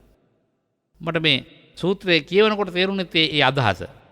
එතකොට හරීම සුවදව සංවාදශීලීව කතා කරලා උදේ වෙනකොට දැනෙනවා මේ තමයි මේ භාග්‍යවතුන් වහන්සේ මං හොයන්නේ. එහෙමයි. බොහොම දණ්ඩ නමස්කාර කරලා බිම දිගා වෙලා වැඳලා පද්දාංජලියෙන් වන්දනා කරලා සමාව ඉල්ලලා ඊට පස්සේ පැවිදි ඉල්ලනවා. එහෙමයි. මට කියා ගන්න ඕනකද එතනින් එහාට කතා පොත අපි දන්නවා. ගවයෙක් කනලා මැරෙනවා. ඉතින් සිවුරු හොයා ගන්න ගියේ කුණු ගොඩකට. එහෙමයි. එතකොට ඒ අවසාන මොහොතේදී සෝවාන් මාර්ගයට පත් වෙලා හිටියේ. එහෙමයි. භාග්‍යවතුන් වහන්සේට පණිවිඩයක් කියවනවා ඒ දැන දැකපු අය මේ කුඹල් කර්මාන්තේ තමයි ගොඩක් අය ඉන්නේ. එහෙමයි. එහෙ එක්කෙනෙක් වෙන්නේ නැති කියලා කුඹල් කරුට කොහම කුඹල් කරු බුදුහාමුදුරන්ට කියනවා පණිවිඩේ. බුදුහාමුදුරුවෝ ගිහින් බල්ලා කියනවා ඔව් මේ අපි දෙන්නම ඊයකට හිටියේ. එහෙමයි. දැන් එයා අධ්‍යාත්මික වශයෙන් මේ තැන කියලා බුදුහාමුදුරුවෝ තමන් කවුද කියන එක තඳුන්නනවා. ඉතින් මට වැදගත් වෙන්නේ පුතා ඇහුවේ දෙපැත්තම එක වගේ වෙන්න ඕනේ නේද? එහෙමයි. ඔව්. කෙනෙක් අපි හිතමු ගෙදරකට ගොඩ වුණා මල ගෙදරකට. එයා සංවේගීත මොහොනින් ආචාර කළා. එහෙමයි. අර ගෙදර මිනිස්සු අමනාපයි තරහයි මෙයත් එක්ක. ඒ නිසා ඒගොල්ලෝ අත් දෙක එකතු කරලා ඉන්නේ නැහැ. එහෙමයි. යහපත් පිළිගැනීමක් ඇති වුණේ නැහනේ. ගියකමට සීනිතේ කොළ බිස්කට් ගෙනිච්ච කමට ස්ටුල් එක උඩ තියලා ටිකක් වෙලා ඉන්නවා ලොකු අසරණ භාවයකින් යුක්තයි. එහෙමයි. කෙනෙක් එහෙම කවදාවත් අසරණ කරන්න හොඳ නැහැ. එහෙමයි. අපේ දුකට හරි සැපට හරි ආවනම් එයා කරෙහි අඩු ගාන සිනාමුදු මොහොනකින්වත් බලලා කොහොමද ඉතින්?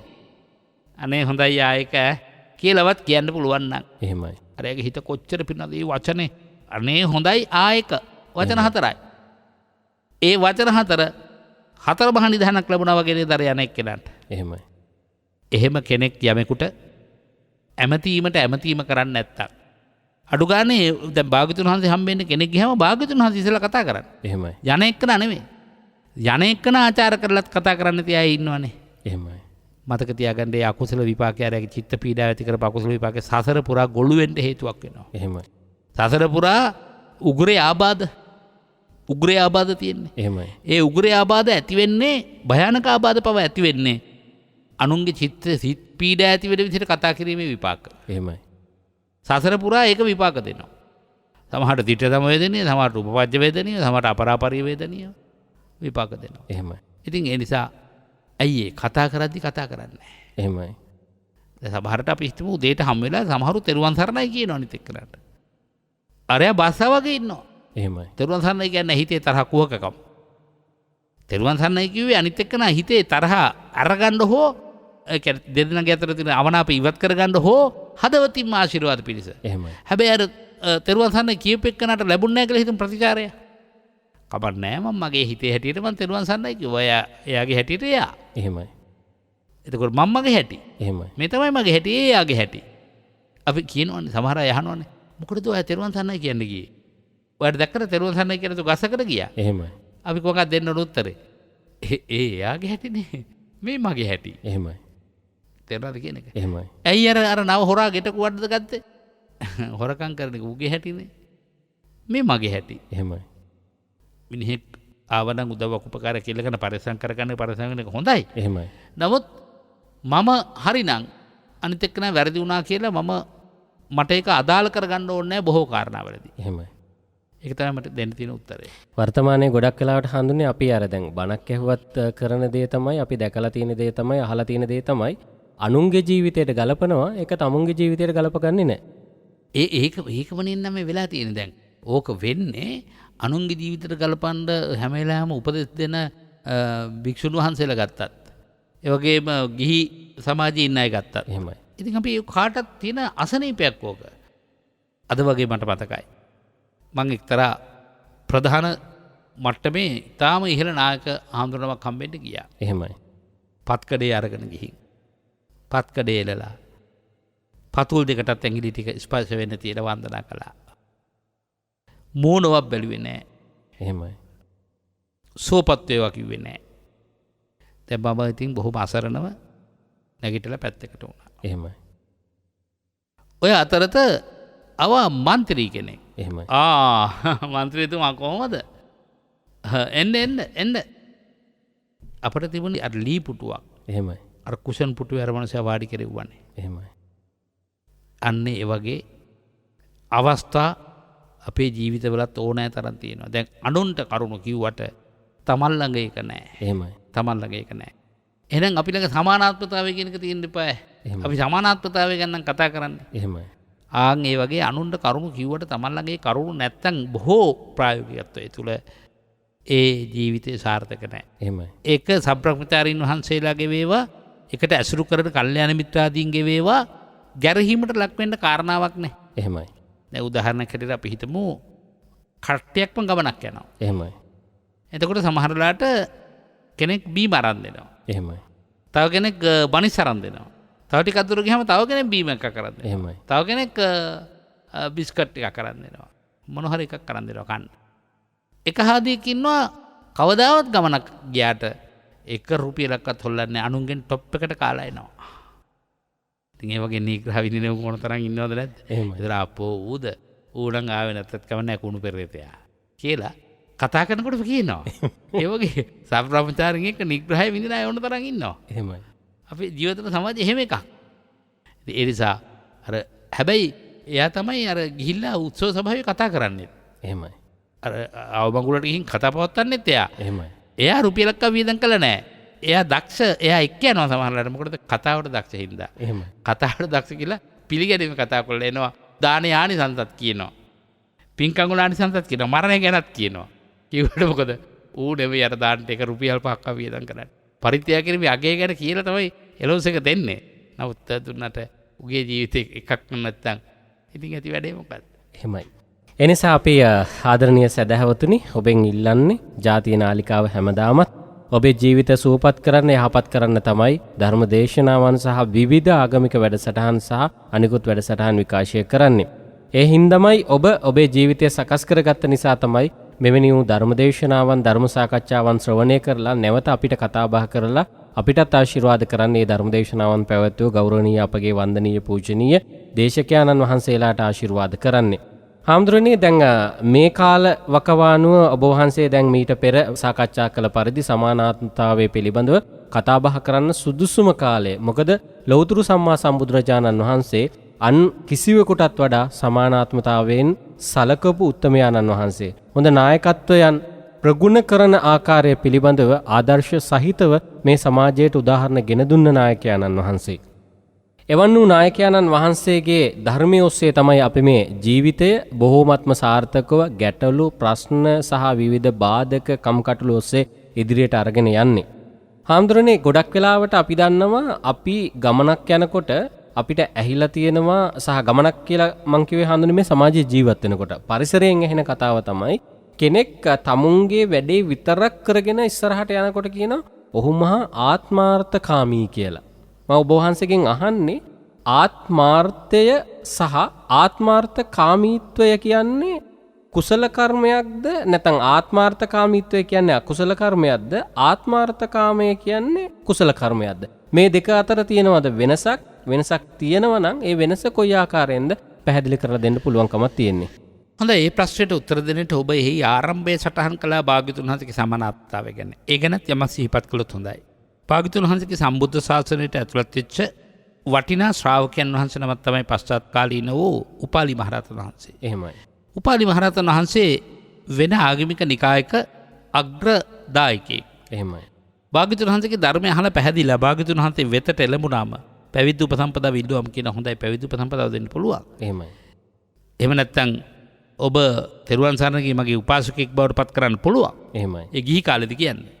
හැබැයි පෙර ඔබේ ආගම දහමේ ශාස්ත්‍රවරුන්ට යම් උපකාරයක් අපකාරයක් කළාද ඒක එහෙමම කරගෙන යන්න ඕන. බලන්න සමානාත්මතාවයේ තියෙන වටිනාකම. සම්බුද්ධ ශාසනයෙන් කරන්න දානමාන දෙන්න.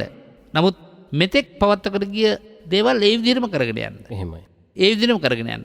ඒක හුඟක් අවශ්‍යයි. එහෙමයි. අපි හිතමු යම් කිසි පන්සලක ගෙදරක ප්‍රධානියා මලා එහෙමයි. අපවත් වුණා. ඊළඟ ගෝලුවා අර සියල්ලම කඩා බිඳලා සුණු විසුණු කරලා එයා අලුත් දෙයක් කළා කියලා පෙන්වන්න ලෝකෙට. දායකයන්ට. අලුත් දේවල් කරතොත් අර අපවත් වෙලා ගිය කෙනාට අපවත් වුණත් හිතට ලොකු පීඩාවක් වේදනාවක් ආපහු අර ජේතවනාරාමයේ බලනවා වගේ බලන්න එන්න ඉඩ තියෙනවා. එහෙමයි. සීයලා අතලා පරණගේ අත්ත ගහන්න එපා පීඩනක කියලා කිව්වොත් ඒක එහෙමම කරන්න ඕනේ. එහෙමයි. සමහර ඇත්තෝ මේවා මව්පියන්ගෙන් ලැබිච්ච දේවල් කියලා බොහොම හොඳින් ආරක්ෂා කරනවා. එහෙමයි. සමහර අය කාබාසිනිය කරනවා. එහෙමයි. එතකොට අන්නර පරණ සමානාත්මතාවෙන් යුක්තව සලකන එක තිට්ඨන්තේ නිබ්බුතේ. එහෙමයි. හිටියත් මලත් දෙකේදී මේක සමාන්තරව සලකන එක හරි වටිනවා. ඊළඟට පුතා ඇහුව ඊළඟ අවසන් ප්‍රශ්නය තමයි ආත්මාර්ථය සහ ආත්මාර්ථ කාමීත්වය කියන එක. ඒකට ඊටාම හොඳ නිදසුන් කතාවක් කෙටියෙන් මතක් කරන්න. එහෙමයි. ශාසනයේ හම්බ වෙන භික්ෂුන් වහන්සේ නම තමයි අත්තදත්ත හාමුදුරුවෝ. එහෙමයි. අත්තදත්ත කියලා නම හැදුනේ ආත්මාර්ථය කියන එකයි. එහෙමයි. ආත්මාර්ථය කියන තේරුමෙන් තමයි අත්තදත්ත හාමුදුරුවෝ කිව්වේ. මොකටද ආත්මාර්ථකාමී වුනේ? දැන් භාග්‍යවතුන් වහන්සේ ආයු සංස්කාරය අතහැරියයි කියලා තේරුණා. එහෙමයි. උන්වහන්සේ ප්‍රකාශ කළා. හැමෝම අඬනවා වැළපෙනවා දැවෙනවා තැවෙනවා. අත්තදත්ත හාමුදුරුවෝ විතරක් පැත්තකට වෙලා ඈත කෙළවරට වෙලා බවුන් දම් වඩනවා. එහෙමයි. භාග්‍යවතුන් වහන්සේට පුහුදුන් භික්ෂුන් වහන්සේලා ගිහින් කියන ස්වාමීනි බලන්න කොයිතරම් ආත්මාර්ථකාමීදරයා. එහෙමයි. නැත්නම් කොච්චර ආත්මාර්ථය හදාගන්න විතරක් වීර්ය කරන කෙනෙක්ද ආත්මාර්ථකාමී. උදාහරණ ඇයි ඒ? ස්වාමීනි අපි ඔක්කොම සංවේගයකටපත් වෙනවා අරයා විතරක් අඬන්නේ නැහැ වැළපෙන්නේ නැහැ ඉන්නවා. එහෙමයි. ගෙන්නලා අහනවා. බණක් කියන්න හොඳ වෙලාව කියලා දැන් තව 3 මාසයක් තියෙනවනේ පිරිනොම් පාන්න. එහෙමයි. ඔබ භාග්‍යවතුන් වහන්සේ කෙරෙහි ආදරයක් නැද්ද? අනේ නැත්තේ ඇයි ස්වාමීනි තියෙන හින්දාම තමයි මම මේ මහන්සි වෙන්නේ. එහෙමයි. ඒ කියන්නේ ස්වාමීනි මම මොන හරි ඔබ වහන්සේ පිරිනොම් පාන්න ඉස්සලා මේ 3 මාසය අතරත අද වැඩ පටන් ගත්තා මම. තව තදින් අදිෂ්ඨාන කළා. මම මහරහතන් වහන්සේලා අතර එකඩමක් වෙනවමයි. එහෙමයි. භාග්‍යවතුන් වහන්සේ කියනවා අන්න මේ අත්තදත්ත තෙරුන් වාගේ වෙන්න. එතකොට හොඳ පැත්තේ ආත්මාර්ථකාමීකමයි ඒ. එහෙමයි. නමුත් මිත්‍රයෝ 4 දෙනෙක් ඉන්නවනේ. එහෙමයි. පාප මිත්‍රෝයකින් පාප මිත්‍රෝ 4 දෙනා. එහෙමයි. අඤ්ඤදත්තු හරෝ මිත්‍රෝ ආත්මාර්ථකාමී මිනිහෙක් වෙන්න එපා. අඤ්ඤදත්තු ටිකක් දීලා ගොඩක් බලාපොරොත්තු වෙන්න එපා. එහෙමයි. අඤ්ඤදත්තු හරෝ මිත්‍රෝ යෝච මිත්‍රෝ වචනෙන් විතරක් උදව් කරන ආත්මාර්ථකාමීෙක් වෙන්න එපා. අනුප්පයංචයෝ ආහ හොඳ නරක දෙකම අනුමත කරලා එයාගේ ලැබිය යුතු යමක් තියෙනවා නම් නිස්සවදින ඒක ලබා ගන්න ආත්මාර්ථකාමීෙක් වෙන්න එපා. එහෙමයි. අපාය සහ අනිත් එක අපායට ගියත් පිරිහුණත් කමක් නැහැ මගේ වැඩේ කරනවා නම් කියන හැඟීම ඇති කරගන්න එපා. එහෙමයි. ආන් ඒ වගේ දේපොළ එකතු පහදා කරගැනීම වේවා. සමහරට Tamanට මව්පියන්ගෙන් උරුමෙන ඉඩම් කඩම් ගැන කියමු. එහෙමයි. සමහර සහෝදරයෝ ඉන්නවා හරි ආත්මාර්ථකාමී. එහෙමයි. එයාට ඕනේ නැහැ. එයාට රස්සාවක් තියෙනවා, එයාට වාහනයක් තියෙනවා. ඒ නිසා මටයි නැත්නම් මට දෙන්න. එහෙමයි. අන්න එයාගේ පැත්ත විතරක් හිතුවා නැහැ. මව්පිය සමාන්තරව යමක් දෙනවනම් ඒකට සන්තෝෂ වෙන්න ඕනේ. එහෙමයි. එතකොට තමන්ගේ අධ්‍යාත්මික අර්ථය ගොඩනගා ගැනීම ආත්මාර්ථයයි. ආත්මාර්ථ කාමී බව කියනකොට කාමී කියන්නේ විතර කැමැත්ත. එහෙමයි. සුඛ කාමා සැප කැමැති වන්නා. කාමා කියන්නේ විතර කැමැති වන්නා. එහෙමයි. කාමය anu කැමැති වෙන දේ ලැබීමයි. කැමැති වෙන දේ ලබා ගන්න එපා කෝ වැරදි විදිහට කාමයේ මිත්‍යාචාරා. එහෙනම් ආත්මාර්ථ කාමීත්වය වැරදි විදිහට යමක් ලබා ගන්නවා නම් කාමයේ මිත්‍යාචාරා කියන වචනේ මේක පේනවා. එහෙමයි. ඒක ආත්මාර්ථ කාමීත්වයක්. එහෙමයි. අනිත් එක සමහරට අපි හිතමු අඹසැමියන් දෙන්න කියලා හිතමු. දැන් ඉල්ලීස කතාවේ කියනවා නෝන අහනවා ඔයාටයි මටයි දෙන්නටම පූප හදමුද? එහෙමයි. ඔහෙට ඕනේ නැනේ මට විතරක් තිබ්බහම ඇති. සමහර නර්ම පිරිමි ඉන්නවනේ පවුල්වල ඒ විදිහට. ඒ බව්පියන්ගේ හෝ එක්ක පියාගේ ආభాෂයේ ලැබිච්ච පුතු. ඒ පුතු පුදුම විදිහේ වදයක් බිරින්දෑවරුන්ට දෙනවා. එහෙමයි. ආත්මාර්ථකාමී. එයාගේ ආශාව ඉෂ්ට වුණොත් අනිත් එක්කනගේ ආශාවල් ගැන බලන්නේ නැහැ. එහෙමයි. එයාගේ මව්පියන්ට සලකලා, එයාගේ සහෝදර සහෝදරියන්ට සලකලා, එයාගේ යාළුවන්ට සලකලා ඒ ටික කරගත්තොත් ඇති. නෝනගේ මව්පියන්ට සලකන එක තහනම්. නෝනගේ සහෝදර සහෝදරියන්ට සලකන එක තහනම්. නෝනවත් ඉන්න සමහරු ආත්මාර්ථකාමී. එතන කාමී කියවට කමන්නේ. තමන්ගේ ඇටි විතර ලැබෙනවට කැමති. තමන්ගේ අම්මා මහත්තයාගේ අම්මා නැන්දම්මා කිව්වට එයාටත් අම්මා කියන්න පුළුවන්කම තියෙන්න ඕන. එහෙමයි. තමන්ගේ අම්මට යම් ආකාරයකට ඔබ සලකන්න කැමතිද? ඔබේ ස්වාමියාගේ අම්මට ඒ විදිහට සලකන්න ඕන. මිනිස්සු ජීවිතේ වයසට යනකොට අනේ නොයේ කඩුළු හුණුකම් තියෙන්න පුළුවන්. එහෙමයි. ඒ නිසා වයසට ගිය අය හදන්න යන්න එපා. එහෙමයි. ඒගොල්ලන් නීති තහංචි දාන්න එපා. ඔබ ආත්මාර්ථකාමී වෙන්නත් එපා. එහෙමයි. ඒ අඩුළු හුණුකම් මෙන්න මේ නිසයි මං එයාට සලකන්නේ නැත්තේ. නැත්තම් මං එයාට සලකනවා. මං එයාට මුලදී එහෙම සැලකුවා. මුලදී සැලකුවා නම් මැදදී අගදී සලකන්න බලන්න. එහෙමයි. අනේ පාප කර්මයක් කර ගහ ගන්න එපා කාගත් අඩුපහඩුකම් යටතේ. එහෙමයි. ඊළඟට ලේලි ගැනත් නැන්දම බලන්න ඕන එහෙමයි. එහෙමයි. මුලදී හොඳයි. වතුර වීදුරුත් අරගෙන ගිහිල්ලා මලුත් එක්ක පොල කවලා ගෙට ගන්න. එහෙනට ටික කලක් යනකොට බලන්න ඕන නයි පිමිනෝ. දෙන්නට දෙන්න. අඩුළු හුණුකම් ගමේ වටේ ඇත් එක කියනවා. එහෙමයි. සමහරට ලේලිගේ අඩුපාඩුකම් පුතා එක්ක කියනවා. ඒ පෞල් ජීවිතෙත් කඩලා බිනලා දානවා. එහෙමයි. සමහරට ඒ දූගේ අම්මලා තාත්තලාටත් කියනවා. ඕගොල්ලෝ දුව හදලා තියෙන හැටි හරි හොඳයි. හරි හොඳයි කියන එක තියෙනවනේ තේරුම් ගොඩක්. එහෙමයි. ඒ වගේ මේ ආත්මාන්තකාමී වෙන්න එපා. එහෙමයි. සමහර දේවල් තියෙනවා මට හුඟක් අපහසුයි. මට ඒ දේ ඕනේ. එහෙමයි. අපි ආහාරයක් අරගෙන බලමු. බඩගිනි ගොඩක්. එහෙමයි. ඒ වුණාට අනිත් අය ගැන හිතන්න එපායි. එහෙමයි. පරාර්ථය හිතන්න එපායි. එහෙමයි. ඉතින් ඒක නිසා භාග්‍යවතුන් වහන්සේ දේශනා කරනවා අත්ත දත්තම් පරත්තේන බහුනා පිනහාපයේ අත්ත දත්ත මබිඤ්ඤාය අදත්ත පසුනෝසිය.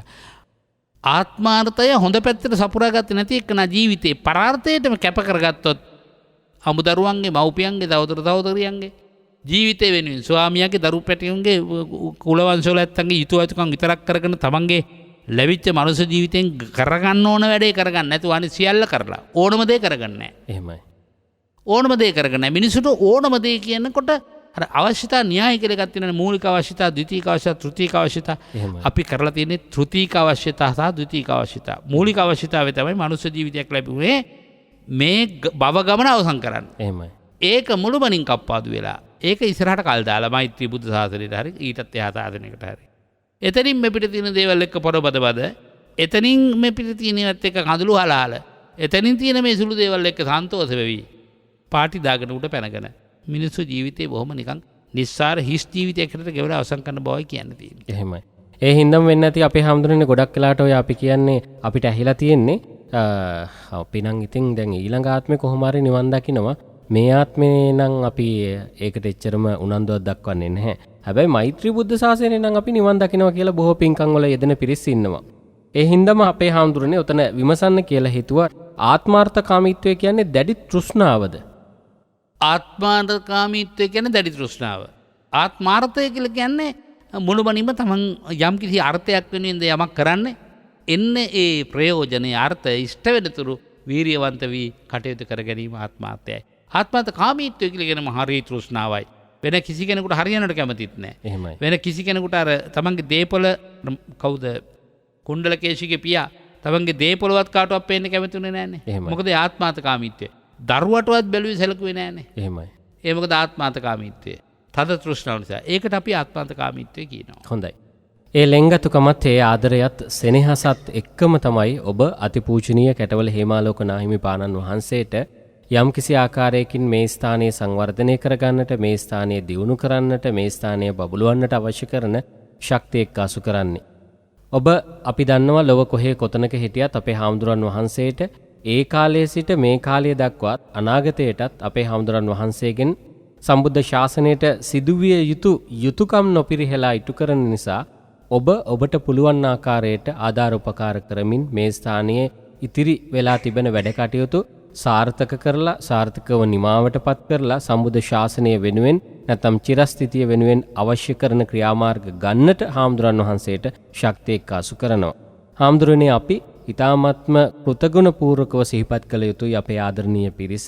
ඉතින් අද මේ වෙසක් පුරපසළොස්වක පොහොය ගෙවෙන කාල සීමාව තුලත් ඔබ වහන්සේට උදව් උපකාර කරන ලද ඒ පින්නතුන්ට කෘතඥතාපූර්වකව පින් අනුමෝදන් කිරීමේ අවස්ථාව තමයි මෙලෙස උදා වෙන්නේ. බෝධිසත්ව ගුණයක් වශයෙන් සම්පූර්ණ කරන දාන පාරමිතාව සපුරාගත් පින්නතුල්ලාට ඒ සපුරාගත් තැනින් මහා පුණ්‍යලාභය උපදිනවා. ඒ වගේ ප්‍රතිග්‍රාහකයන් වහන්සේලා වශයෙන් අපි ඒ තුල ප්‍රයෝජන ලැබමින් ඒ තුල රැස් කරන පුණ්‍ය අනුමෝදනාව සිද්ධ කිරීමත් තාමත්ව වටිනා කියන පුණ්‍ය ශක්තියක් අපි දෙපක්ෂයටම. විශේෂයෙන් මේ සංචරණ සීමා පවතින කාලයේ විශාල පැවිදි පිරිසක් වැඩ ඉන්න මේ තැනට නොයෙක් අඩුළු හොඬුකම් ඇති වූ බව ඇති වෙන බව පින්නති ඔබට අපි නිතර සිහිපත් කළා දානමාන ආදී වෙනුවෙන්. ඒ ඉල්ලීම සිහිපත් කරලා ඒ සිහිපත් කිරීම හිතට අරගෙන අපේ බොහෝ දායක දායිකාවෝ පුළුවන් හැටියට අවසර බලපත්‍රත් ලබාගෙන අපට වේලී ආහාර පාන වැඩමවා දුන්නා. ඒ වගේම දම්පැන් ටික හදාගන්න විශාල පිරිසක් නිසා දර ආදී අවශ්‍යතාවය ඇති වුණා. ඒවා සපයා දෙන්න කටයුතු කළා. ඒ ඇත්තන්ගේ නම්ගම් ප්‍රකාශ කරලා පින් දුන්නේ නැහැ කවදාවත්. ඒ ඇත්තු බලාපොරොත්තු වෙන්නෙත් නැහැ ඒ ටික. කවුරුත් බලාපොරොත්තු වෙන්නේ නැහැ. නමුත් යම්කිසි සීමාවක් තුළ ඉඳගෙන හෝ අපට පුණ්‍ය අනුමෝදනා කරන්නට අපේ net FM ගුවන්විදුලියෙන් ලැබෙන අවස්ථාවට ගෞරව කරමින් අදත් අපේ නිරෝගී භාවය වෙනුවෙන් බේත් හේත් ඖෂධ ලබා ගැනීම සඳහා විශේෂයෙන් බොහෝ ඇත්තෝ ඒ බරපැන් යොදවා මට උදව් උපකාර කරනවා. දානමාන හිඟපාඩු වලට අවශ්‍ය වියලි දේවල් අවශ්‍ය වෙලාවට ලබා ගැනීම සඳහා බරපැන් ලබා දෙනවා.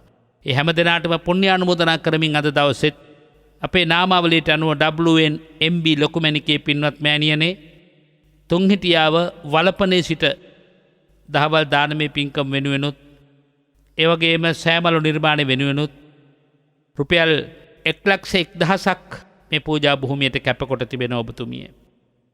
මට ඒ වගේ මේ වැඩ ඉන්න සියලු ස්වාමින් වහන්සේලාට මෙහෙණින් වහන්සේලා නිදුක් නිරෝගී සුව පතමින් අභාවයට පත් දෙමව්පියන්ට සුළු පියාට හා ආදරණීය ස්වාම පුරුෂයාට පුණ්‍ය අනුමෝදනා කිරීමයි අම්මාගේ ප්‍රධාන ප්‍රාර්ථනාව.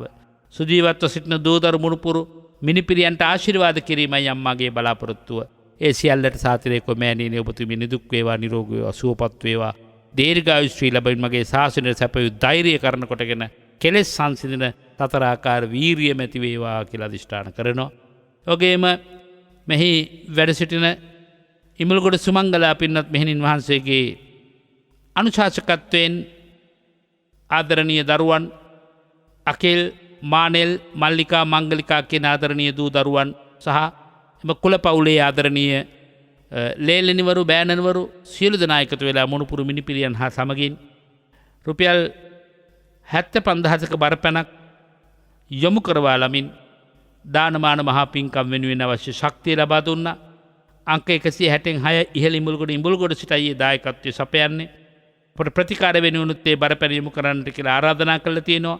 මට හා මෙහි වැඩ ඉන්න සියලු දෙනා වහන්සේලාටත් නිදුක් නිරෝගී භව සහ නිර්වාණ අවබෝධයට වීරිය ප්‍රඥාව පහළ වෙන්නට ප්‍රාර්ථනා කර තිබෙනවා. එමිල් පෙරේරා ආදරණීය පියතුමාණන්ට දයානන්ද පින්වත් මාමාට ආච්චි සී ඇතුළු හත්මුතු පරම්පරාවේ සියලු ඥාති සමූහයට පරලොවින් සංග්‍රහ පිණිස පින් පමුණුවන්නටත් සුජීවත් ඥාති මිත්‍ර හැමට ආශිර්වාද කරන්නත් බලාපොරොත්තු වෙනවා. ඒ වගේම මෙහි වැඩවසන අපේ බාදම්පේ ධම්මදීප මෙහෙණින් වහන්සේ උදෑසන දානමය පින්කමක් වන රුපියල් 25,000ක බරපැනක්ම කරමින් මා ඇතුළු සියලු දෙනා වහන්සේලාට සෙත් සුව ප්‍රාර්ථනා කරමින් අභාවයටපත් එම් සමියල් පියාණන්ටත් මිසිනෝනා මෑණියන්ටත් චාලට් මෑණියන්ටත් අයිවන් හා සබන් පුතා ඇතුළු පරලෝ සැපත් සියලු ඥාතීන්ට පින් දීම බලාපොරොත්තු වෙනවා.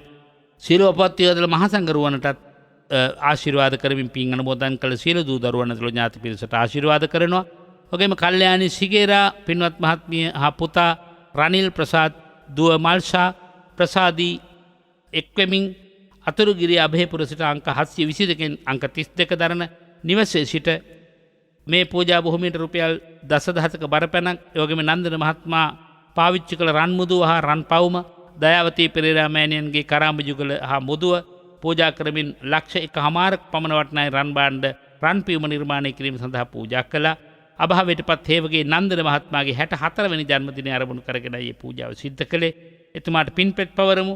සුජීවත් හැමට ආශිර්වාද පිණිස මියගේ සියලු ඥාතීන්ට පින් අනුමෝදන් කිරීම පිණිස දායකත්වයේ දරු දූ පුතුනේ ඔබේ දියුණුව පිණිසම මේ පුණ්‍ය ශක්තිය හේතු වේවායි ප්‍රාර්ථනා කරමින් විශ්ව සුනංග මහත්මයා සහ දිනේශිකා දිල්ෂානි මහත්මිය අංක 5/149 සාන්තානාපුර ලුණුවිල සිට රුපියල් 30,000ක දහවල් දානමය කටයුතු සඳහා යොදවා තිබෙනවා. අප්‍රේල් 26 වෙනි දින 8 වෙනි ජන්මදිනයේ සැමරු විශ්මි දිනුදරීට පින් අනුමෝදන් කරන ආශිර්වාද කරන බලාපොරොත්තු සානිත් හැමට ආශිර්වාද කරන්නත් ජූනි 20 වෙනි දින 4 වෙනි ජන්මදිනයේ සමරන වීමන්සා දම්සාරී දියණියන් දෙදෙනාගේ අධ්‍යාපන කටයුතු සාර්ථක කර ගැනීමටත් දීප්තිමත් අනාගතයට ආශිර්වාද කරන්නත් බලාපොරොත්තු වෙනවා.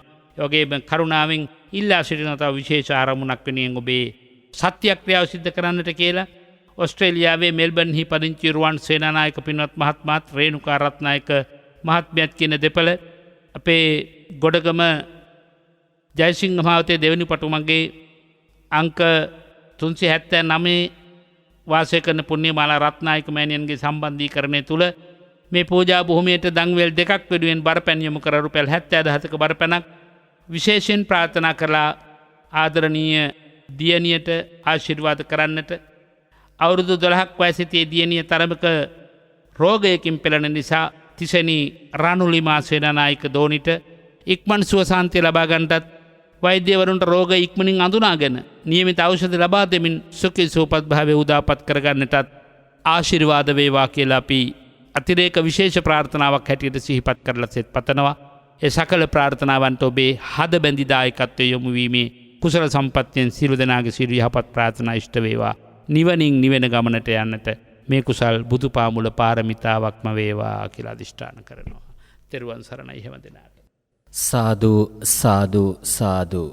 ඒ පුණ්‍යානුමෝදනාව අපි සියලු දෙනා ඒ ආකාරයෙන් අනුමෝදන් වෙද්දී ඔබට ඉතාමත්ම ගෞරවයෙන් මතක් කරනවා අතිපූජනීය කැටවල හේමාලෝකනා හිමිපාණන් වහන්සේගේ මේ ශ්‍රී සුදර්ශන ධර්මනිකේතනය සඳහා අවශ්‍ය කරන ආධාර උපකාර සහ ඉදිරි වැඩපිළිවෙල පිළිබඳව ඔබට විස්තර දැනගන්නට පුළුවන් කතා බහ කරලා මෙන්න මේකයි අපේ නායක හාමුදුරන් වහන්සේගේ දුරකථන අංකය 071 422 2844 071 422 2844. ඒ වගේම ඔබේ ආධාර බැර කරන්නට පුළුවන් සම්පත් බැංකුවේ යක්කල ශාඛාවේ ගිණුම් අංක 106යි 857යි 496යි 109 106යි 857යි 496යි 109 කියන ගිණුම් අංකයට බැර කරන්න පුළුවන්. ඒ වගේම කාර්යාලයට කතා කරන්න 070යි 13යි 14යි 625 070යි 13යි 14යි 625 කියන දුරකථන අංකයට. අදත් ඔබ කෙරෙහි අනුකම්පාවෙන් වැඩමවා ඔබේ ධර්මඥානය අවදි කළ ගම්පහ මිරිස්වත්ත හෙට්ටියදිනේ ශ්‍රී සුදර්ශන ධර්මනිකේතනාධිපති විචිත්‍ර භානක ශාස්ත්‍රපති රාජකීය පඬිත අතිපූජනීය කැටවල හේමාලෝකනා හිමිපාණන් වහන්සේට අපි කවුරුත් ඉන්න තැනක සිට හයියෙන් හඬනගා සාදු හඬක් පවත්වමින් නිදුක් නිරෝගී සුව චිරජීවනය හා උතුම් ධර්මාවබෝධය ප්‍රාර්ථනා කරමු. මෙත්නෙත් පාමුල වැඩසටහන මේ ආකාරයෙන් නිමාවට පත්වනවා. ඔබ සැමට උතුම් වූ වෙසක් මංගල්‍යයක් ප්‍රාර්ථනා කරන ගමන් තුන්රුවනි ආශිර්වාදය ලැබී ජීවිතය සුවපත් වේවායි කියන ප්‍රාර්ථනාවෙන් අපි සම්බන්ධතාවය යොමු කරන්නේ අපගේ ප්‍රධාන මැදිරි සංකීර්ණය වෙත.